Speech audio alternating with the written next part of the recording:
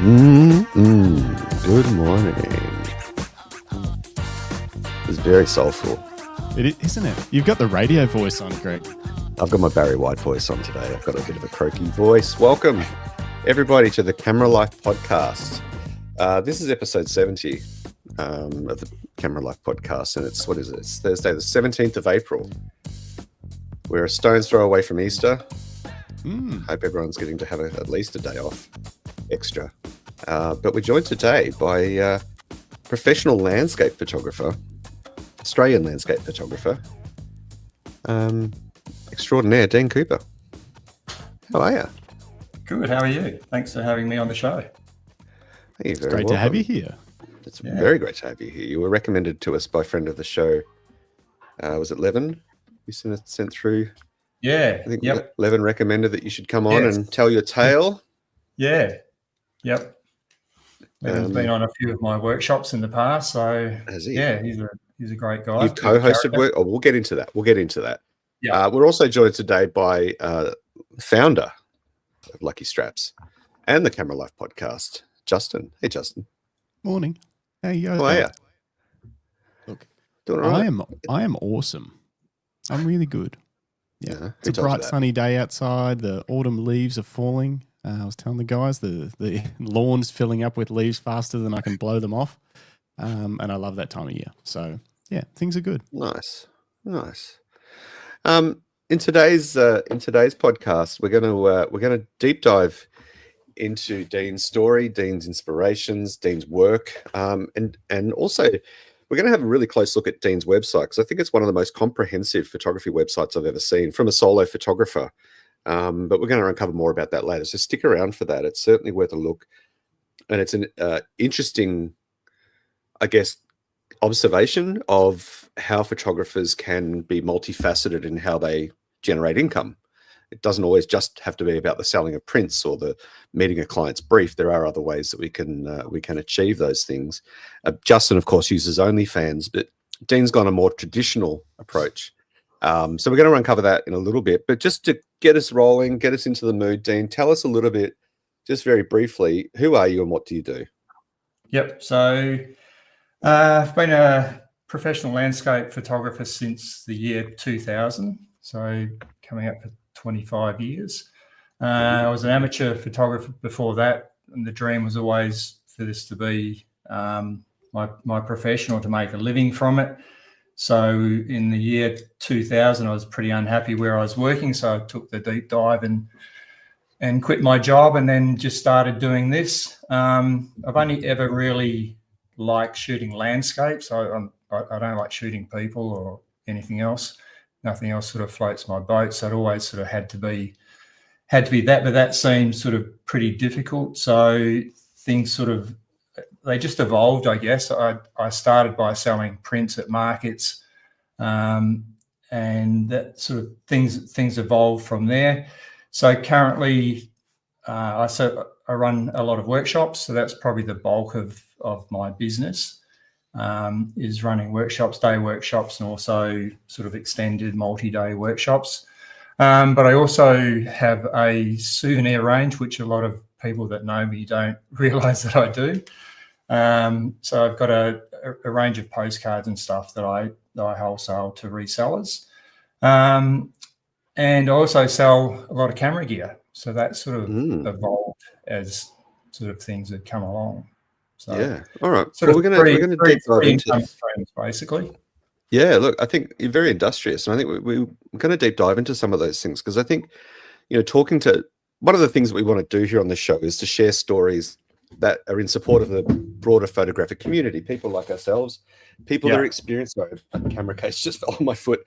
People that are experienced, people that are new to the craft, who maybe want to make some money off their prints. They think they've got something worth selling, and I think by sharing other people's stories here on this show, we can support the community just with advice and information. And and I think, Justin and I have often said that if we inspire one person to pick up a camera and get out and shoot, well then, we've kind of done our job. And I think there's a lot on offer from your side. So we're gonna get to that, but let's roll back before we get into the business talk, which makes Justin very hot under the collar. He loves business talk. Let's jump to some comments. Yeah, I do. I'm very excited to talk about that. So I'm excited for two reasons about this episode, because obviously I love making money with a camera was something that got me super excited to even learn more about the craft whenever that was, 12 years ago or something, and turn it into a business. So there's that side of it, which I'm super interested in, especially since landscape photography is, I'm thinking, probably one of the hardest genres to do full time and make a living from. So we'll definitely dig into that. But I'm also excited to learn more just about how to improve my own landscape photography, because it's not something I'm very good at. No pressure, Dean. No pressure at all. So no pressure. So this is yet another one of those. It's yet another one of those episodes that's basically self-serving, so that I can enjoy and improve my own skills. I don't think we have enough internet to get through that lesson, Justin. But also, we've got some cool people in the chat this morning. Morning, Dave Digifrog from Tassie. He said getting in first this morning. And David Mascaro from the other side of the planet in San Francisco Bay Area. Good to see you, David. Ian Thompson's here. Morning, Ian. And Philip Johnson is here. Dave wanted to know, is that Barry White, Greg? And yes, it is, baby. He is here. So good to see you all. If you are just joining us, get in the chat, ask questions. We'll throw them at Dean as the show rolls on. Or otherwise, just let us know what you've been up to. It's good to see you here. Yeah. All right, let's get started on the early days. Dean, talk to us a little bit, maybe first about your earliest inspiration into photography. Was it family? Was it a teacher in high school or college? Was there some sort of catalyst that made you pick up a camera? And tell us about that. What was that story for you? Yeah, so it was high school. It's quite funny because sometimes I wonder if this never happened, whether I would actually be a photographer now. So I think it was year 10, and I had an option of either doing metalwork or photography. And I knew nothing about photography, but I hated metalwork. I knew I did not want to do metalwork, so I chose photography. And I still remember the first day. It was pretty silly, but we just got a piece of paper and we put nuts and bolts and objects on it. You exposed it, and then we put it through the chemicals, and it came out as a silhouette sort of thing. That was the first thing, and then we were given cameras and we went out and took photos, and just that whole thing of being in the darkroom and producing a print. For me, then it wasn't the aesthetic side of it. It was sort of like just the technical side of this actually happening. It was like magic, and I was just hooked. I just loved it. So I think I was 15. My parents were going overseas, so back in those days we had the good old duty free. I had a part-time job, so I had about $300. So they bought me, I got them to buy. It was a Minolta XGM, which I still use. Wow. And a couple of lenses, and then it just started from there. So while I was still at school, photography was just a hobby, and I had a mate that was into it, and we built dark rooms. We had a dark room at his place and then one at my place for a while, and it just progressed from there. I think it's a story that we're hearing more and more. Your story almost mimics mine. I was a little bit later. I was in art school, so I was about 18 when I first stepped into a darkroom. But we weren't allowed in the darkroom until we'd done the pinhole camera experiment. We'd worked with the chemicals to understand them. Then we were allowed in the darkroom. Very similar story, and we hear this more and more. These, I like to call them the greybeard guests, such as yourself and myself. Who started off in a darkroom or started off with a, mum and dad's camera that they weren't using anymore. For me, it was my nan who inspired me. I think early. I've only just come to realize this more recently, but I think, she inspired me because she was always taking photos. She was always chopping everyone's heads off, but she loved taking photos. She loved documenting the family. It's a really I think that it's got this romantic element of, studying or learning photography in a dark room with a bunch of mates in high school, and you just kids bumping into each other, stuffing around, but there's something about it that grabs you. So it's a lovely story to hear. Yeah. And so from high school, what was next for you? So when I sort of started in my younger years, I sort of photographed anything and everything. I didn't really, it wasn't landscapes. So I photographed my brothers and sisters. I was into cars, so I'd go to the drag racing and photograph drag cars and whatever. And then in my early 20s, I grew up in Perth. So I was in Perth, and I travelled around Australia. So I lived in an old bus, headed off for what was going to be maybe 1 or 2 years that turned into 10 years. And wow. So that's where the love of landscapes came in, because for the next 10 years, I basically didn't have a TV, so never watched any television, and just lived in a lot of sort of remote places, visited, lots of national parks, spent a lot of time out in nature. Ended up doing about 3 trips around Australia, 3 laps around Australia, I think. Wow, and then, that sounds terrible. Yeah, it was. So that was from about 85 to 95. And then So you're still shooting film at this stage? I shoot some film. Yeah, just no. I mean, when you were on your 10-year journey, it was still film days. We were, you said till 95. Digitals were only just a technician's dream. So when I started my professional career in 2000, I was shooting film then. You were then, yeah. Digital wasn't there, and it was too expensive. Yeah. So, and a lot of, we've spoken to guests on here who were early adopters of digital, but went straight back to film because the resolution just wasn't there. They found it really disappointing. And I think Jason Lau talked to us. We talked to Jason Lau, whose age is impossible to identify, but he studied film like us, and he said that he jumped really early to digital, but he went straight back because he just was so unhappy with the professional outcomes. But I want to go back to your days in the bus, because Justin and I have often talked, probably more so off camera, about, I've got this fascination with tiny living. I don't think I could ever really do it, but I have too much stuff. But but that whole kind of van life movement. Justin himself has got a van with a bed in it and a fridge and all that sort of. So he often travels with his van, which is great. How were you managing your photography? Because obviously today, if you disappear, or like what Justin does, he takes his Starlink and he's got his, he's got a full electric setup in the van. He's got his laptop, and he even ran a podcast from there a couple of weeks ago. So he's very spoiled, very spoiled. But back then, we didn't have those modern commodities. We didn't have those modern conveniences. How were you managing your film processing, printing, all of that during those years? I'm just trying to think back. So the sad part is that it was, it was really expensive to shoot in those days, and I was living on a shoestring. So, I think back then a roll of film, by the time you process it and purchased it and whatever, was about $35 or something, which was a lot of money then. So I guess that it was good in a way too, because it taught me to be frugal, which meant that I shot, a lot more economically rather than just bang, bang, bang. But I would I wasn't making a living from it then, so it was just purely a hobby.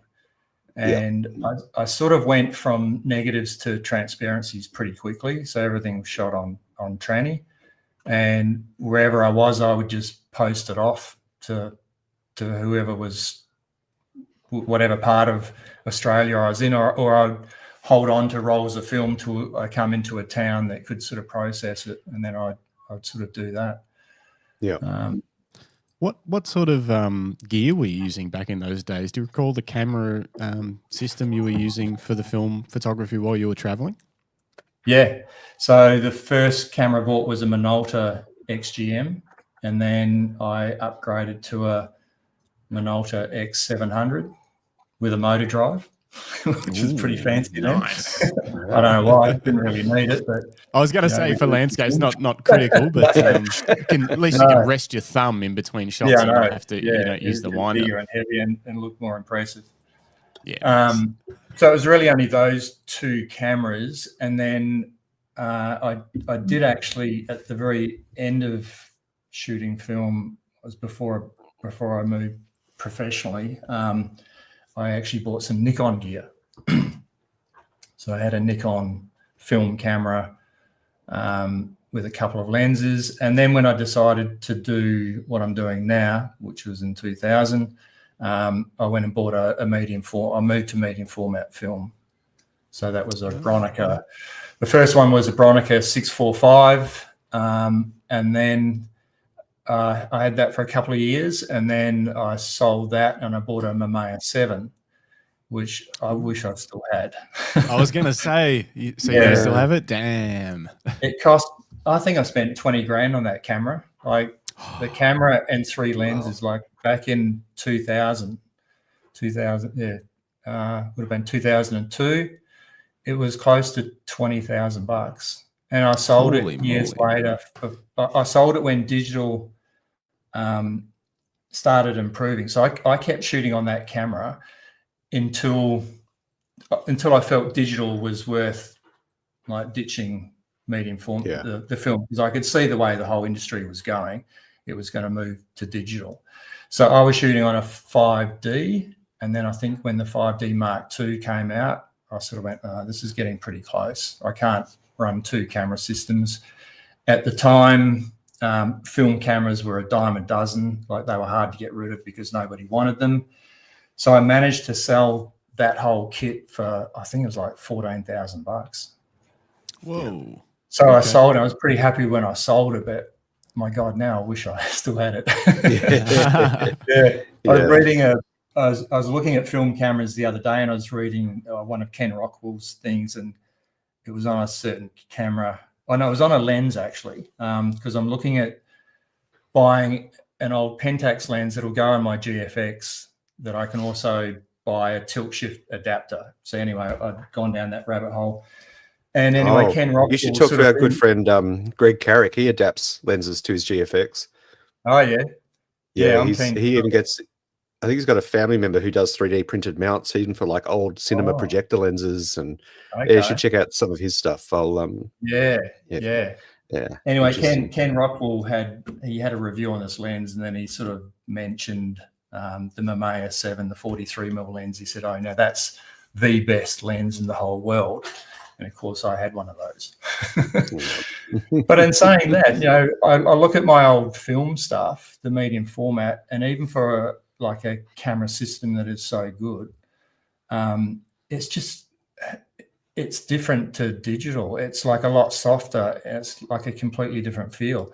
And sometimes I look at old files and I go, wow, that's really sharp. You know, like I've got a print in my hallway shot in fog, and it's like a 50-inch pano, and the detail is beautiful. But then other shots I'll look at and go, wow, it's so different to what I shoot on the GFX now. The GFX is like everything crisp, and so it's just different. I think it's an interesting topic that you bring up, because, you know, and we are seeing more and more people going back to film now, which we're seeing another renaissance at the moment. A lot of guests we've had on the show, and even people in the chat, like David in San Fran, you know, he shoots on film. There's a is it another David in America who shoots weddings on film? Yeah, the drunk photographer. Friend of the show, Joel Alston. He shoots weddings on film. He also has some digital gear, but he mostly loves film. We're seeing a lot of people moving back to it. And as a result, you know, we're seeing lab services become more available once again. And the fortunate thing is this time it's not hipster driven. It's actually mostly being driven by photographers, which is lovely to see, because the renaissance kind of about 10, 15 years ago of film was more around hipsters wanting to have a cool looking camera hanging off there. People like me with big long beards and, you know, South Yarra cafe dwellers. Whereas now the hipsters are buying either X100s or point and shoot digital cameras. So Greg's squarely in that camp now. I am. I do like little cameras.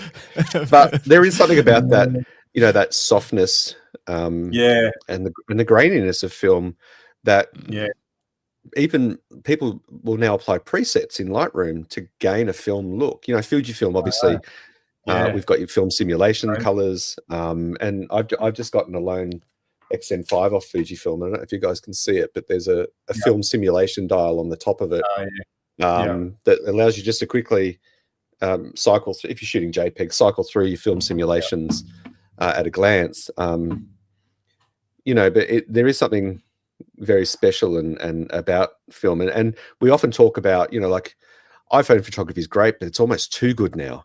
It's almost too crisp, too real, too ultra, high definition, because it's all being enhanced.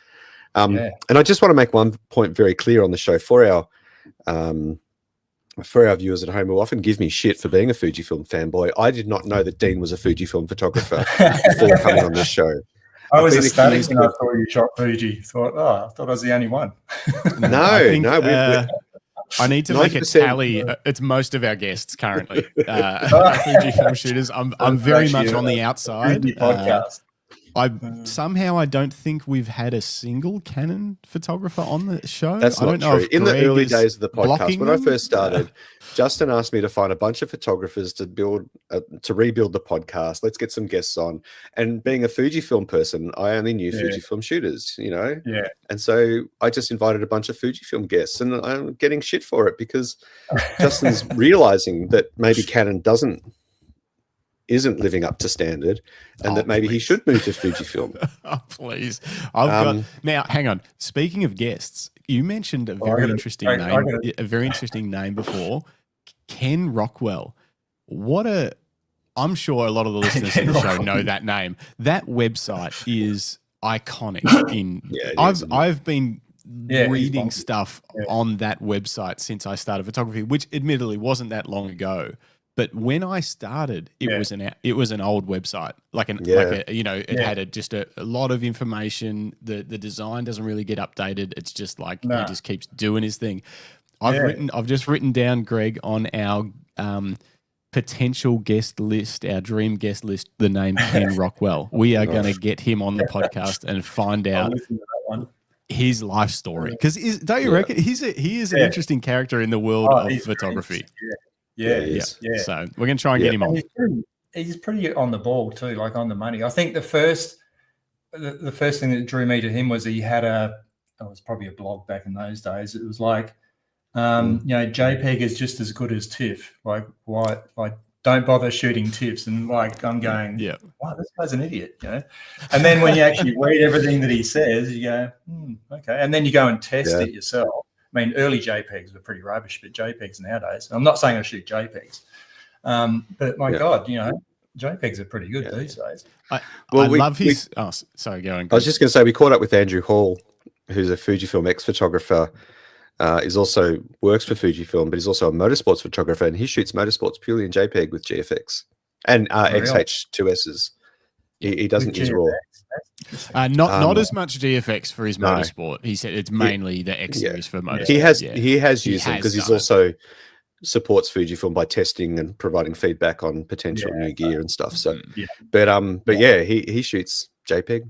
He thinks that the file quality is beautiful enough to do the job, and he's right. And he's it depends on who you're delivering them to, obviously, but. And I think there's that beautiful film-like mindfulness to shooting JPEGs as well, where that you can't rely heavily on editing to fix this later. It's not a spray and pray situation. It's more of a thoughtful, mindful. I've got to get these shots right in camera. They've got to be straight. They've got to be perfectly exposed. I can't pull out that detail later if I wanted to. And I think there's something really lovely about that. And I've written articles for other sites and for Lucky Straps about, straight out of camera challenges. Like, it's a good way to learn about photography. Don't bother with editing software. Like, just get it right in camera. Yep.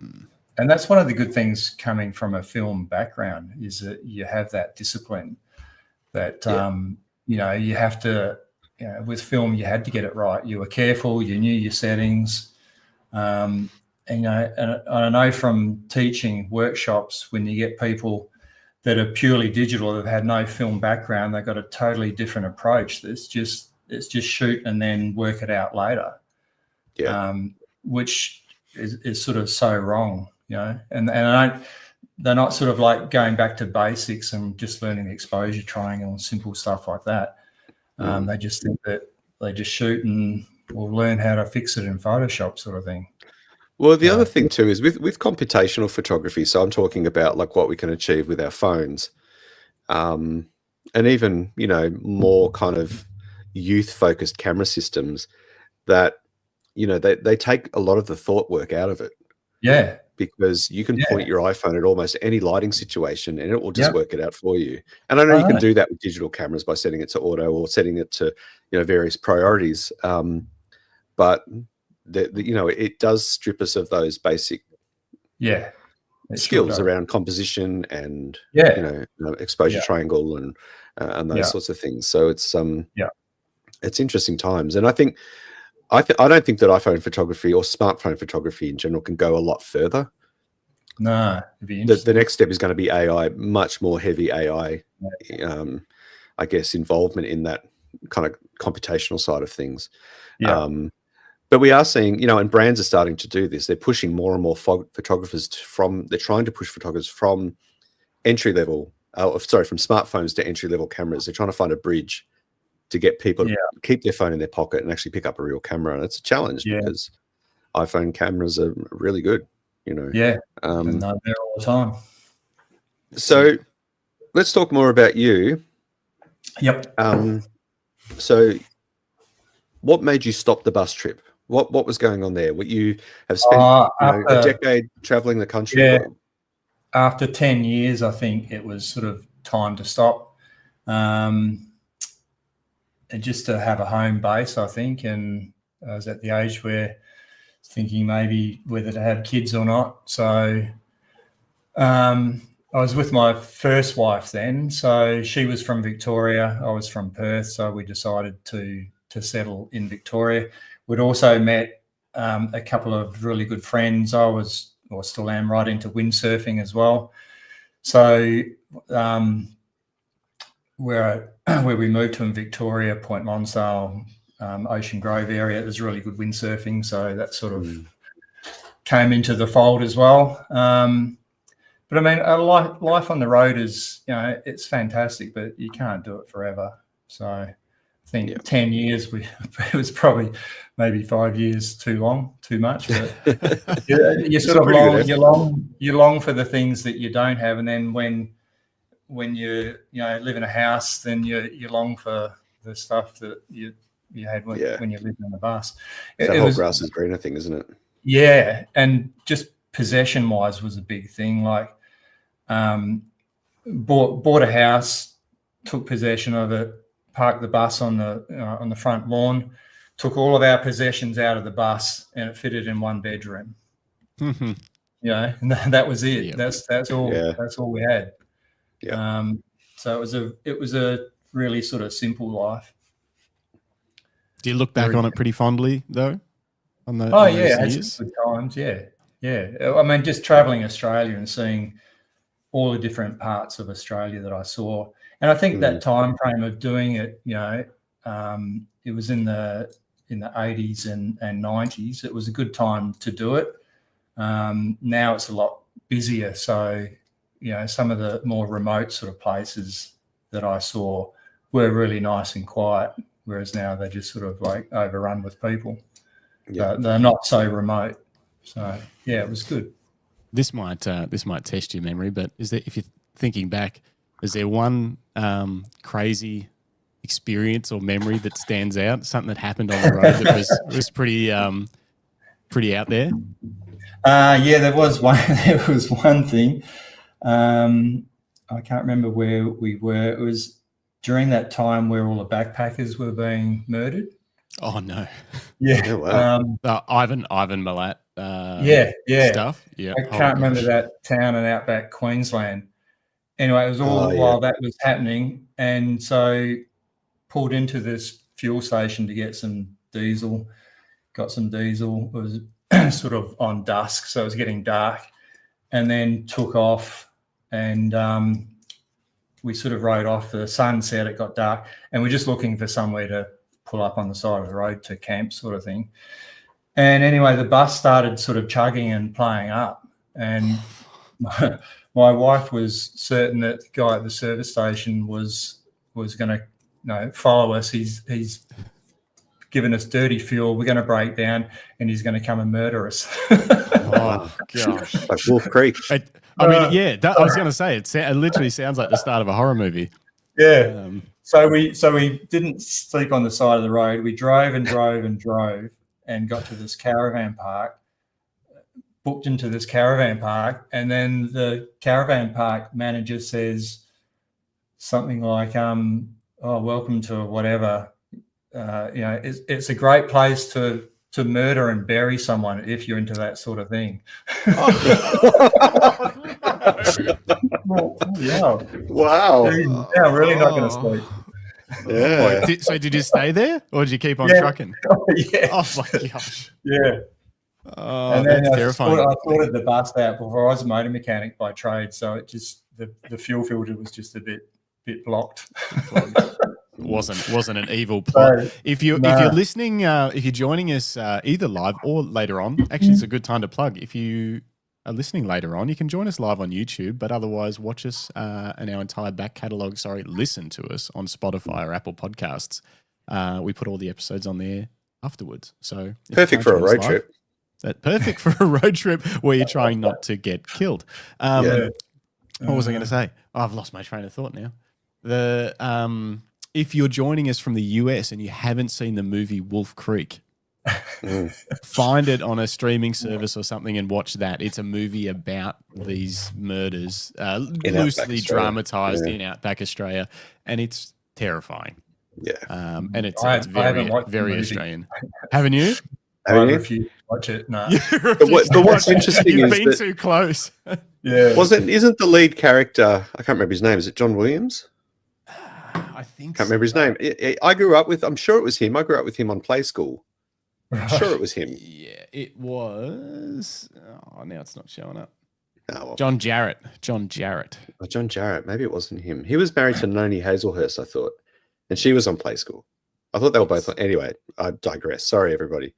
Got way off track there. Way off track, but still, watch the movie. Great Australian cinema.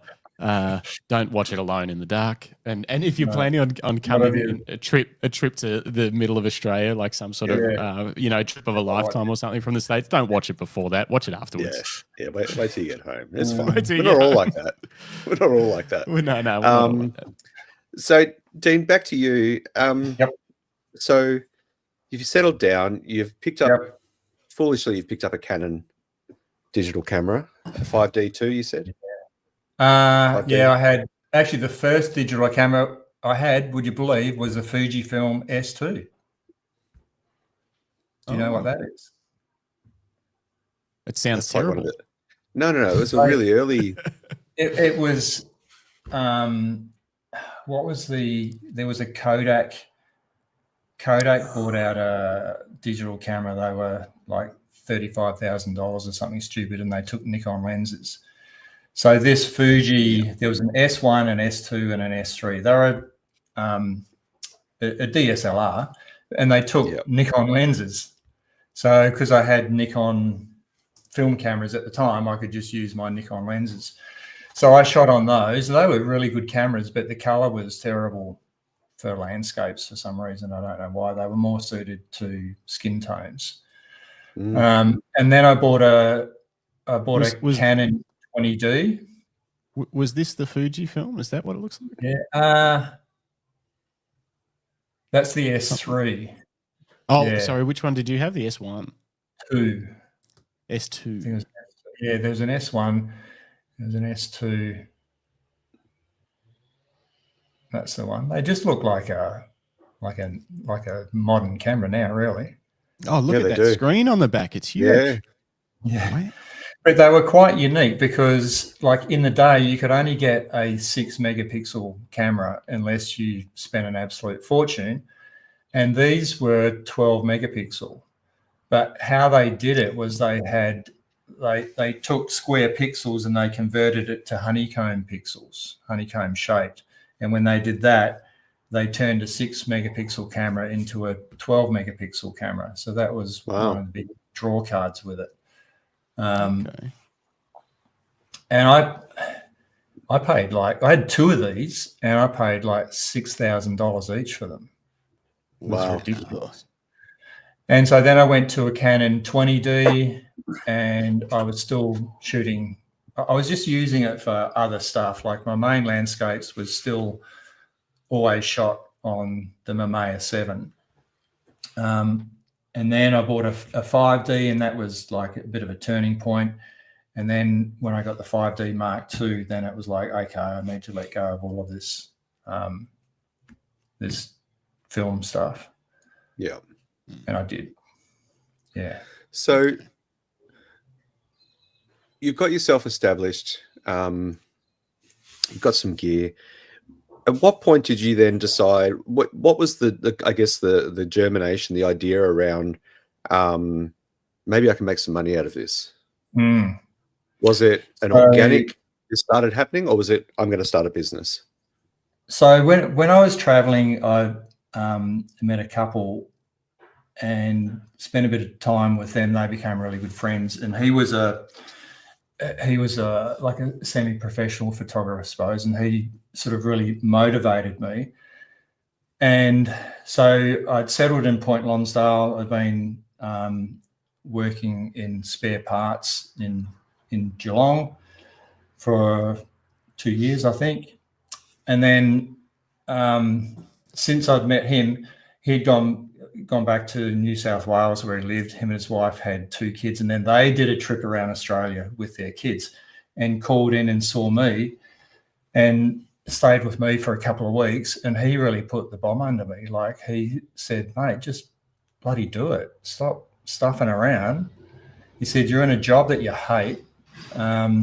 Just do it. So I had no kids at the time, so my wife was working. We're in a pretty good financial position to be able to do it. So I did that. So I quit my job in August, and then I just started doing craft markets.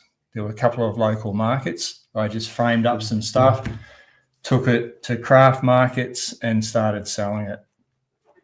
And I never forget the first market I ever did. I had a picture that was a 16 by 20 that was framed, and I had $350 on it. And the lady next door to me was selling plants, and she leans over and says, lovely shot, son, but you're at a market. Nobody pays that sort of money. And then anyway, bugging me, someone come and bloody bought it. Do you wave the cash at her after you?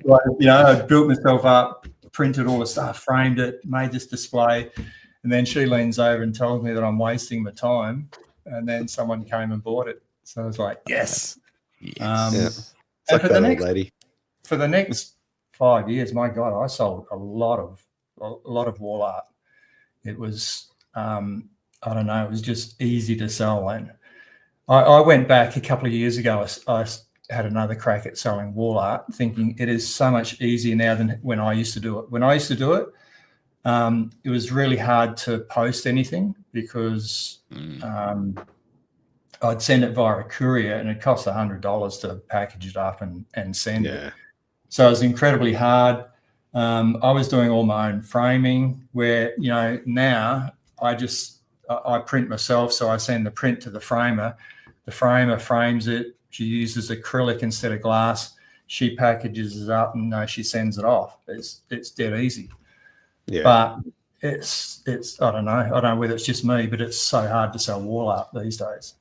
Is it possibly because it's that much easier now? A lot more photographers have entered that market, and it's kind of, I guess, saturated, or people see it as probably maybe not as valuable as it once was because it's coming at them from every angle. Like everyone's selling framed prints or something. Yeah. I think it's sort of multiple factors. I don't think it's one particular thing. I think for sure the market's saturated. I mean, you can have a look online, and all these people or places come up, it's so easy to build a website to sell wall art without actually having to do anything. You don't have to go. Well, you don't even have to build a website. You can just do drop shipping via a third party site that sells your art for you. You don't even have to. Yeah. All you have to do is upload files. Yep. So I think that's changed. I think back when I did it, it was probably more desirable to have that type of thing in your house. I think nowadays maybe people are looking for stuff that's really different. When I was selling it, it was very location orientated. So they bought something because it was Torquay or because it was Anglesey. They would come and say, what have you got of Queenscliff Harbour? I've had people, it's ridiculous, like, what have you got of Ocean Grove from the Lookout? Yep, send them 5 photos. And then they go, have you got anything taken from a little bit more to the left? Wow. No. Yeah, I can, but it's going to cost you. Yeah. So I don't know. I was a bit dumbfounded in that it was this hard to sell wall art. I think, there's probably multiple factors, and I'm not sure what they all are. But this might be. Oh, go on, Jay. I was just going to say this might be jumping ahead a little bit, but I'm curious just because we've had a few people on and we've got more people coming on.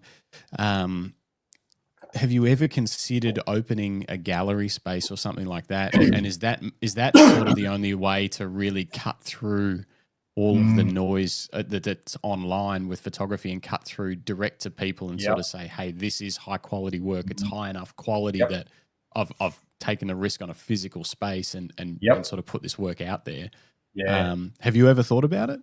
Oh, absolutely. Especially in my earlier days. I had a home-based gallery. So I converted my home into a gallery and then I would sort of use the markets to funnel people back, and that worked really well. But I was so desperate to have a shopfront gallery. And I still thought about it recently when I was selling wall art, 2 years ago, when we were living in Buninyong. There was a couple of spaces that came up, and I thought, wow, that'd make a really good gallery. And I think you're right, Justin. I think that is the only way you would do it, is to actually set up a really nice space, and then I think you can display your work, your style of work, rather than being at a market where somebody wants something of a specific area or whatever. Yeah. But I've always shied away from it because I don't want to sit in a gallery and run a gallery. So if you do the numbers, like, it's a huge amount of money to set up a gallery if you still want to be photographing and doing other stuff, which you really have to be. Yeah. So that's I've never taken that plunge. It is a big leap. We've spoken with guests in the past, Mika Boynton, and Matt Palmer, who run the Alpine Light photo gallery in Bright. They have another interesting story around that, in that they found that Bright wasn't big enough for 2 photographers to run a gallery each, so they kind of merged. Fortunately, they made a relationship out of it as well, but they that helps. But that, and so I guess for them, they can't afford to staff it. No, that's right, wasn't it, Justin? She was talking about how they have to manage it, but they give each other days off to go and do shoots. Yes. And sometimes they'll just shut down to go away. They shut down if they go away together. Otherwise, they try and schedule in each other to have time to go out and specifically keep making work. Because otherwise, like you say, then you're in a spiral of, it might be all right for a little while, but eventually that new work in your gallery, obviously sales will start to drop, and also you'll probably get sort of fed up with just sitting in a room and hoping. Landscape photographers don't cope well just being locked away, hoping for things to work out. So, okay, so you're selling prints at the market. Okay, you're in down Coastal Way in Victoria. What was the next kind of step or stage in the business plan for you that evolved? So the postcards happened next. So that happened in 2003. So that happened I shot extensively on the Great Ocean Road. I lived near the Great Ocean Road. So I was down there at one point and just, walking through some souvenir shops or whatever. And I thought, all of these postcards, all these souvenirs, they're all a company. Like there were 3 big companies that did souvenirs. I thought there's no photographer. There's nothing here. There's no work here being presented by a photographer, and it was all just cheap rubbish. So I thought, well, what if I produce like a really high quality product that has an actual name on it, so people can look at it and buy something that that is sort of like comes from a person, not from a company that's then printed in China. So I just sort of bit the bullet and created a range of postcards. Initially it was the Great Ocean Road, and then I also incorporated the area that I lived. So Point Lonsdale, Queenscliff, Ocean Grove, smaller areas. I did postcards for them, and then it evolved into greeting cards and then magnets, and it just grew. And it was incredibly hard at the start because I had to cold call, and this is a hard thing when you're a small business, and if you're a photographer doing your own thing, you've got to do multiple things. And I'm not a good salesman. That's my downfall, is I'm not a natural, hardcore salesman. So I hated like cold calling into shops and then trying to sell a product. But luckily it was sort of, there's Brendan from Ocean Grove. Hello. Oh yeah, yeah. Brendan from Camera and Photo in Ocean Grove, and also famous podcaster from Down South Photo Show. He says an easy way to make $1 million from a photographic gallery: start with 2 million. Yeah. Very inspiring, Brendan. Yeah. So anyway, I just bit the bullet, not really knowing what was going to happen, produced all this stuff, and then just went and took it to shops. And luckily they sort of almost in a way welcomed me with open arms and said, geez, we've been hanging out for this sort of stuff. And it was a little bit hard at the time because I was selling a postcard, or they were retailing back then for $1.50, and most postcards sold for like 90 cents or 2 for $1 or something. So I was up against that. But it just sort of worked. And then that whole thing that grew. So then I went to Melbourne and picked up some Melbourne outlets. So I created a Melbourne range. I was doing a lot of stuff in the high country of Victoria. So I worked on Mount Buller for a little bit. So I created a range for Mansfield and Mount Buller. So what is the postcard business like these days with declining traditional mail? Yeah, well, this is really interesting because, so I started doing postcards in 2003. So that was over 20 years ago. And so back then it was, it was pretty easy. Everyone bought postcards, magnets, whatever. And then as we entered this digital age, I started getting worried. Like it was probably 10 years ago,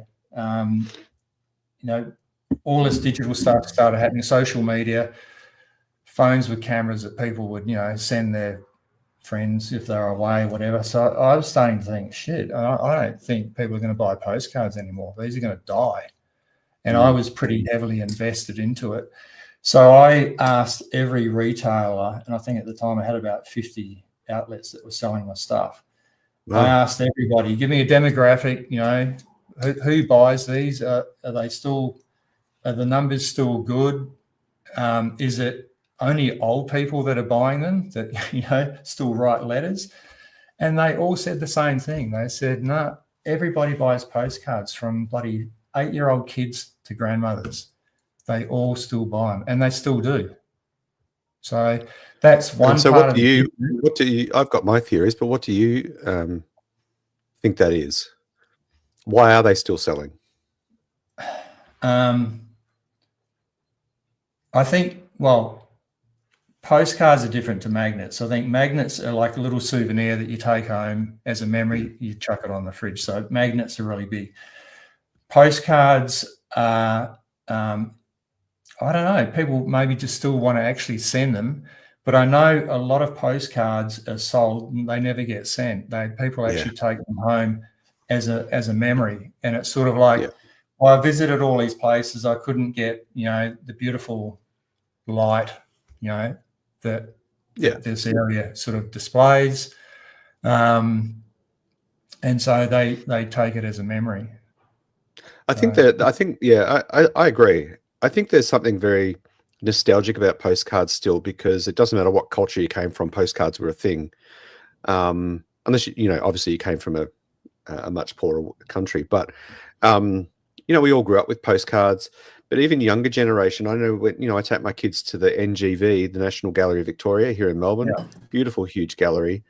And often at the end of when we, hit the gallery shop, the first thing they gravitate towards, and these are younger kids and young adults, they'll go straight to the postcard wall, and they'll buy a couple of postcards of pieces of art that they think look beautiful. And I think in a way it's kind of, it's that moment or that image called to me in some way, and I want to have a piece of it. I want to be able to recapture that feeling about looking at that art on the wall, and now I can put it on my desk, or I can put it in my laptop bag, or I can, the kids in this house anyway, they plaster their walls with postcards and stickers and prints of their favorite artists and song lyrics, and it's like a collage, or we call it storytelling. We let the kids put whatever they want on the walls because it's them telling their story. And often postcards feature in that, and I think there's something about that, and it's like we've often talked here on the show about printing images, and we're going to get to your print what do you call it, print club, the print club. We'll get to that in a moment, but it's that whole thing. We encourage people to print images, even if they just get some little postcard size 5-10 of their favorite shots from the last month or the last year or whatever it may be, and just print them out and just tangibly hold them and put them in different light. And, I think there's something really important about that in a visual craft. And I think postcards provide people with a really affordable, easy way to obtain a piece of art. That's my view anyway. I'm going to have to just go and try and close some doors off, because the leaf blowing has begun at my house, and your garden staff are out of control. The whole just team as well is the kitchen team are. Hopefully they don't start banging the pots and pans. A couple of quick comments before I do go from Rodney Nicholson. He says, I've had 2 galleries over different decades and had an amazing photographic lifestyle. 1987 to 1993, and then 2000 to 2006, very rewarding time. You lived, ate, drank, and slept photography. So Rodney, good to have you in the chat, Rodney. So Rodney was in the same town I lived in. So he, when I moved there, he was quite inspirational. His work was amazing, and he was lucky enough. He had a couple of galleries there. So it was pretty incredible. Welcome to the show, Rodney. Would you like to come and join us on an episode one day, Rodney? We'd love to talk to you about your he's had gallery history. He's a real character, and he's got a lot of stories. Sounds perfect. All right, I'll be back in 2 minutes. You guys continue without me. Okay, we'll be fine. I don't know what to say. No, I'm joking. I think it's I've lost my train of thought. Rodney says hi, Dean. Hey, Rodney. All right, so let's talk about the Print Club. On your site, there's a page dedicated to the Print Club. And there's even, that's got a login. I can't get into that because that's members only. But you offer printing service. You've also got a blog. Talk to us about the Print Club. What's the Print Club about? Yeah, okay. So what happens doing lots of workshops, when I do workshops, part of the multi-day workshop is a print critique. So I tell people to bring 5 prints along and we do a group critique session during the workshop. And these critique workshops, these critiques are amazing. And I've actually created a day workshop from that. But what I found was like I always offered to print. I'll print your images if you don't have a printer, okay? And so then during these workshops, people will all come along. People that some people have got me to do their prints, so I'll do them.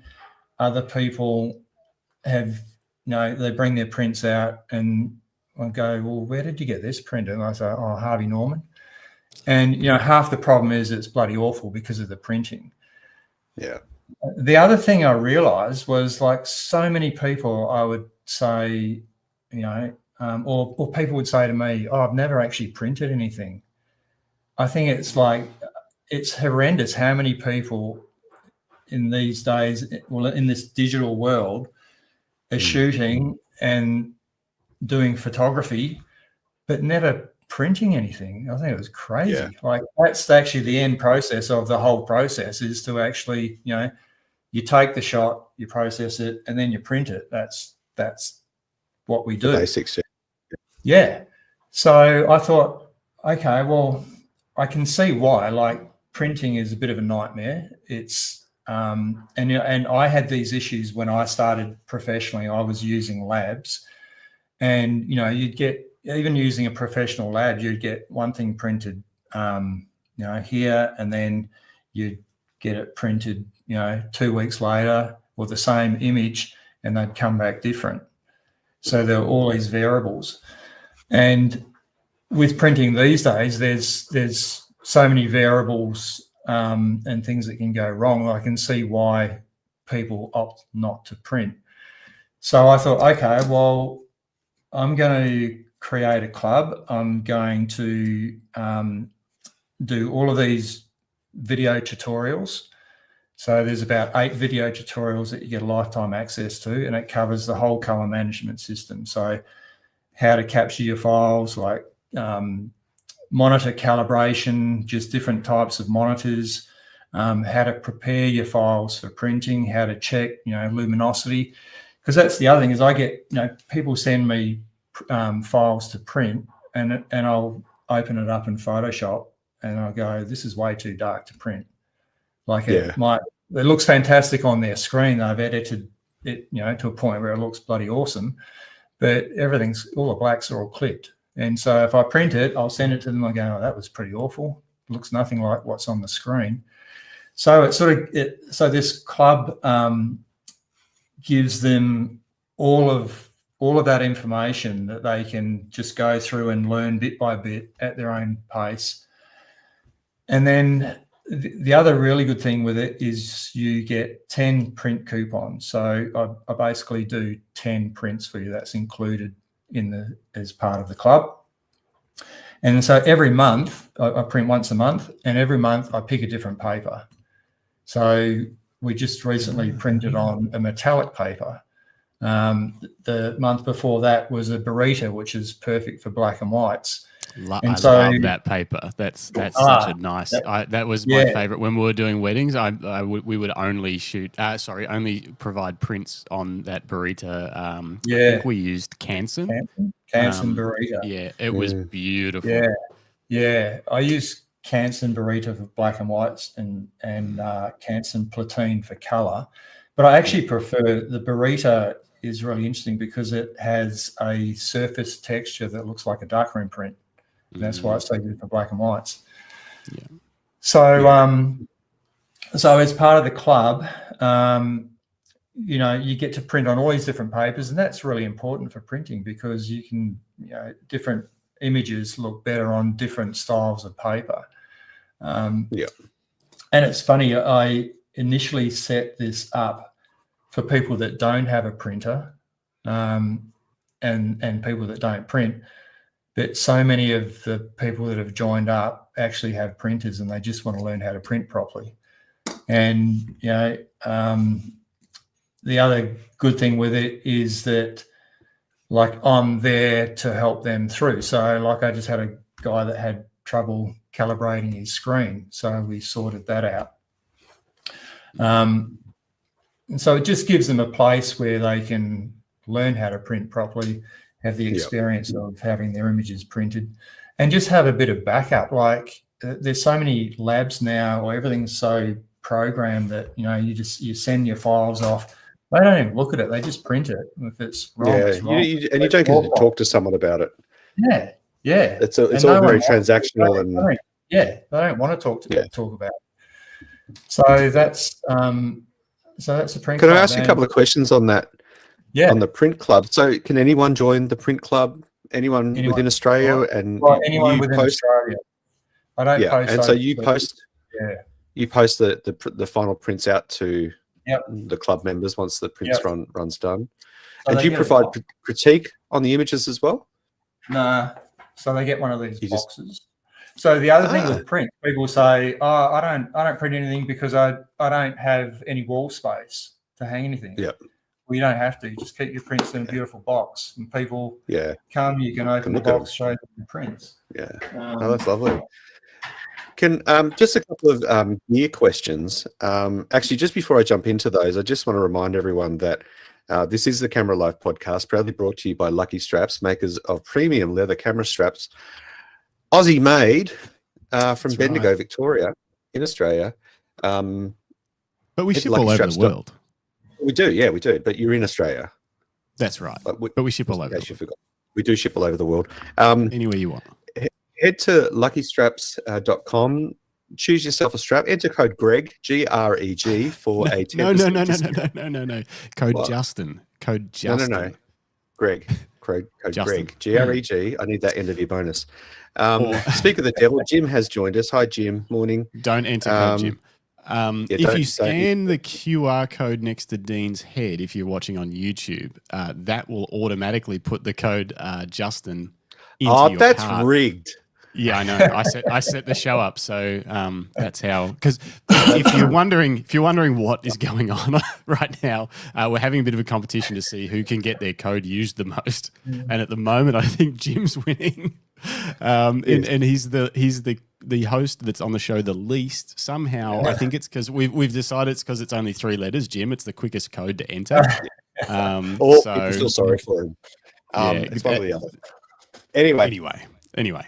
Back to it. If you are watching along and you're new to the channel or you're new to the show, please hit the like if you want. I think more than anything, just subscribe. We hit 1,000 subscribers. Yeah, it's pretty cool. That's what I'm telling them. Keep subscribing. Yeah. It helps. It helps us do what we do. Exactly. So let's talk gear just very quickly about printing, because it's not something that I don't do a lot of printing. Every now and then when I come back from a holiday or a trip, or I might print a handful, sort of larger images, but I will be the first to admit that I'm terrible at understanding printing. Obviously I did it in the film lab days, but digital I just haven't, mostly because of cost. But so I have had some stuff printed at Big W, I will admit that. Big W was like the Walmart for our American friends. Anyway, that's exactly what it is. two tech questions for you. I think I might. I think you've inspired me. 2 questions. Calibrated monitors. Do you use a specific monitor branded model that's pre-calibrated? Well, they claim is pre-calibrated in factory, or do you use an attachable calibration tool for your monitors? Calibration tool. I'm like my monitor is an NEC, and it's actually nearly 15 years old. So normally they say a screen won't last that long. And like nowadays you'd buy probably an ASO, which are sort of self-calibrated, and a lot of screens nowadays you don't have to have a calibration tool. They'll have like presets. So if you were doing video work, you would pick video. If you're doing web work, you would pick web. If you're printing, you pick print, and then that would sort of emulate the screen. for that situation. So it's pretty easy. But as I said, my screen is quite old, but it's obviously a bloody good one, and I've just never replaced it because it still calibrates perfectly. But I do use, it's actually sitting right here. I use a Calibrate, one of these tools. And do you sell them on your website? Oh no, I don't. Is that an X-Rite? Yeah, it's X-Rite? just changed names. It was X-Rite Grey Tag Macbeth before that, I think. So Display Pro. So it comes with its own software, or if you're using a better screen like my NEC, it has its own software, but you'll need this device to actually to calibrate it. And so what I do is, because I print on different papers have a different feel and a different look. So an art paper is quite different output to say Canson Barita. So you can actually create a monitor profile to emulate a paper, which is what I do. Oh, wow. Because I have a printing service. So, you know, the thing is that when you're editing an image, you're looking at it on your screen. Well, if you then go and print it, you know, your screen has to look how it's going to print. And this is a big issue with printing, that people get disappointed. And, you know, 99 times out of 100, the fault is the screen. You know, the monitor is wrong. And I know when I print here, I'm printing on custom profiles. I know everything's exactly right. The printer doesn't lie. It's the monitor that lies. So it's really, really important if you're doing any really any sort of photography work, that you have a good calibrated monitor. Because if you're not, you're looking at a false picture. You know, you're editing an image incorrectly because that's not how it actually looks. You know, you want to have some interesting anecdotal evidence over the years about calibrating monitors and stuff like that. We used to do it a lot because Jim and I had we still have a wedding business together. Jim does almost all of the weddings now. I do almost none of them. But when we were doing it sort of side by side, both full time, we printed our own set of 15 A4 prints for every couple because we wanted people to see things in person, and in a size we found A4 was big enough to really appreciate the image, whereas a lot of photographers sort of gave 6x4s, which I think are good to kind of like a little handout or something, but it's not as big enough to really appreciate the sort of the quality of the image and the quality of the printing. And we had many fights with our Epson 3880 that often decided to print the wrong size on the wrong size paper and all sorts of silly things like that. I bet I'd love to hear some of your printing horror stories. But we used to calibrate our monitors to start with fairly religiously. But what I found over the years, and tell me if you've had any experience like this, for Mac monitors are very close and stay very close compared to other monitors. At the moment, I've got my MacBook Pro, and prior to that, we had iMacs pretty much the whole time. And they would very rarely waver out of, like, we'd calibrate them and then they'd stay pretty close. And even, I think Jim got one year and he just didn't calibrate it. And we printed off it and it was spot on. And as opposed to, I've got a second monitor, and because I'm not a billionaire, I couldn't afford Mac's external monitor, whatever that thing costs. It's like $7,000 or something. It's so beautiful. So I bought it is beautiful. I bought a BenQ. It's like a calibrated wide gamut, but not in the caliber of like ESO or whatever. But it was supposed to be, you know, a graphic design, video editing, or photography monitor. Much dearer than your average monitor, but not close to like what you would call your professional grade. And it changes all the time. It changes all the time. I can't keep it calibrated very easily, and then I throw something over onto my MacBook Pro screen, and it looks correct. So I don't know. Have you had any experience with different monitor brands, and also the monitor that comes with a Mac? I haven't had a lot of monitors, to be honest. Like I said, this one I've had for 15 years. So I actually recently bought a BenQ, probably the same one you have, as a second monitor. And And it's really interesting, like calibrating the two, I can't get the two exactly the same. Yeah, same. I can't get these two the same. So it's a bit of a trap. Like you sort of say, well, which one's right, which one's wrong? And I think the NEC is actually right, and I think the BenQ is slightly off. Wow. I don't think we'll be getting a BenQ sponsorship, Greg. No. They are. I don't think it was on the cards anyway, Justin. So we're fine. And it is still really close, but it'll be some colours, some particular colours. If you get them up on both screens, you go, well, that one's slightly off. But then it also, in saying that NEC, I'm calibrating for a specific thing. So I've got like 5 different monitor profiles. One's for a certain paper. With BenQ, it's just a straight out basic calibration, just a standard sort of calibration, to sort of like one calibration fits all sort of thing. Yeah. But generally, a screen, they don't waver much. They don't vary much, like over time. Like one of the biggest questions I get asked is, how often should I calibrate my screen? Well, I do mine every sort of 3 to 6 months, and it's just for the sake of doing it. I don't do it because I think, it's looking a bit wrong. Yeah. It's just we found ours, like when we were running off the IMAX, once a year was we would check it, and it was usually didn't really change much, you know. But in saying that, Sorry, the BenQ, out of the box, the calibration out of the box compared to the calibrated profile is quite different. Yes.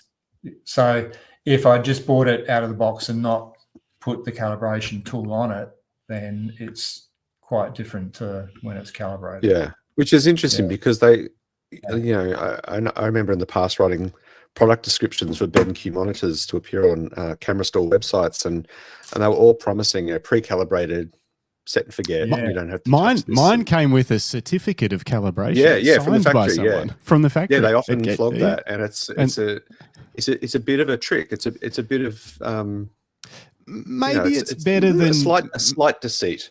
Maybe it's better than your average $300 or $400 monitor or whatever, from a computer shop. But it definitely wasn't just plug it in and you could do an end-to-end print workflow without having color issues. That's for sure. It's a dangly shiny thing to distract you from the price that you're spending on the monitor. My second tech question.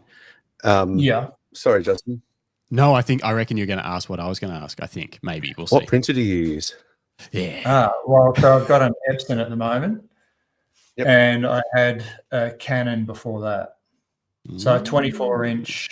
You can see it just behind me there. Yeah. 24-inch roll printer. So the Canon I had. A2. A2, I think. Roughly, I don't know. Yeah, I huge. Get lost in the A. Yeah. After A3, I'm lost. So I had Canon for a long time, and they're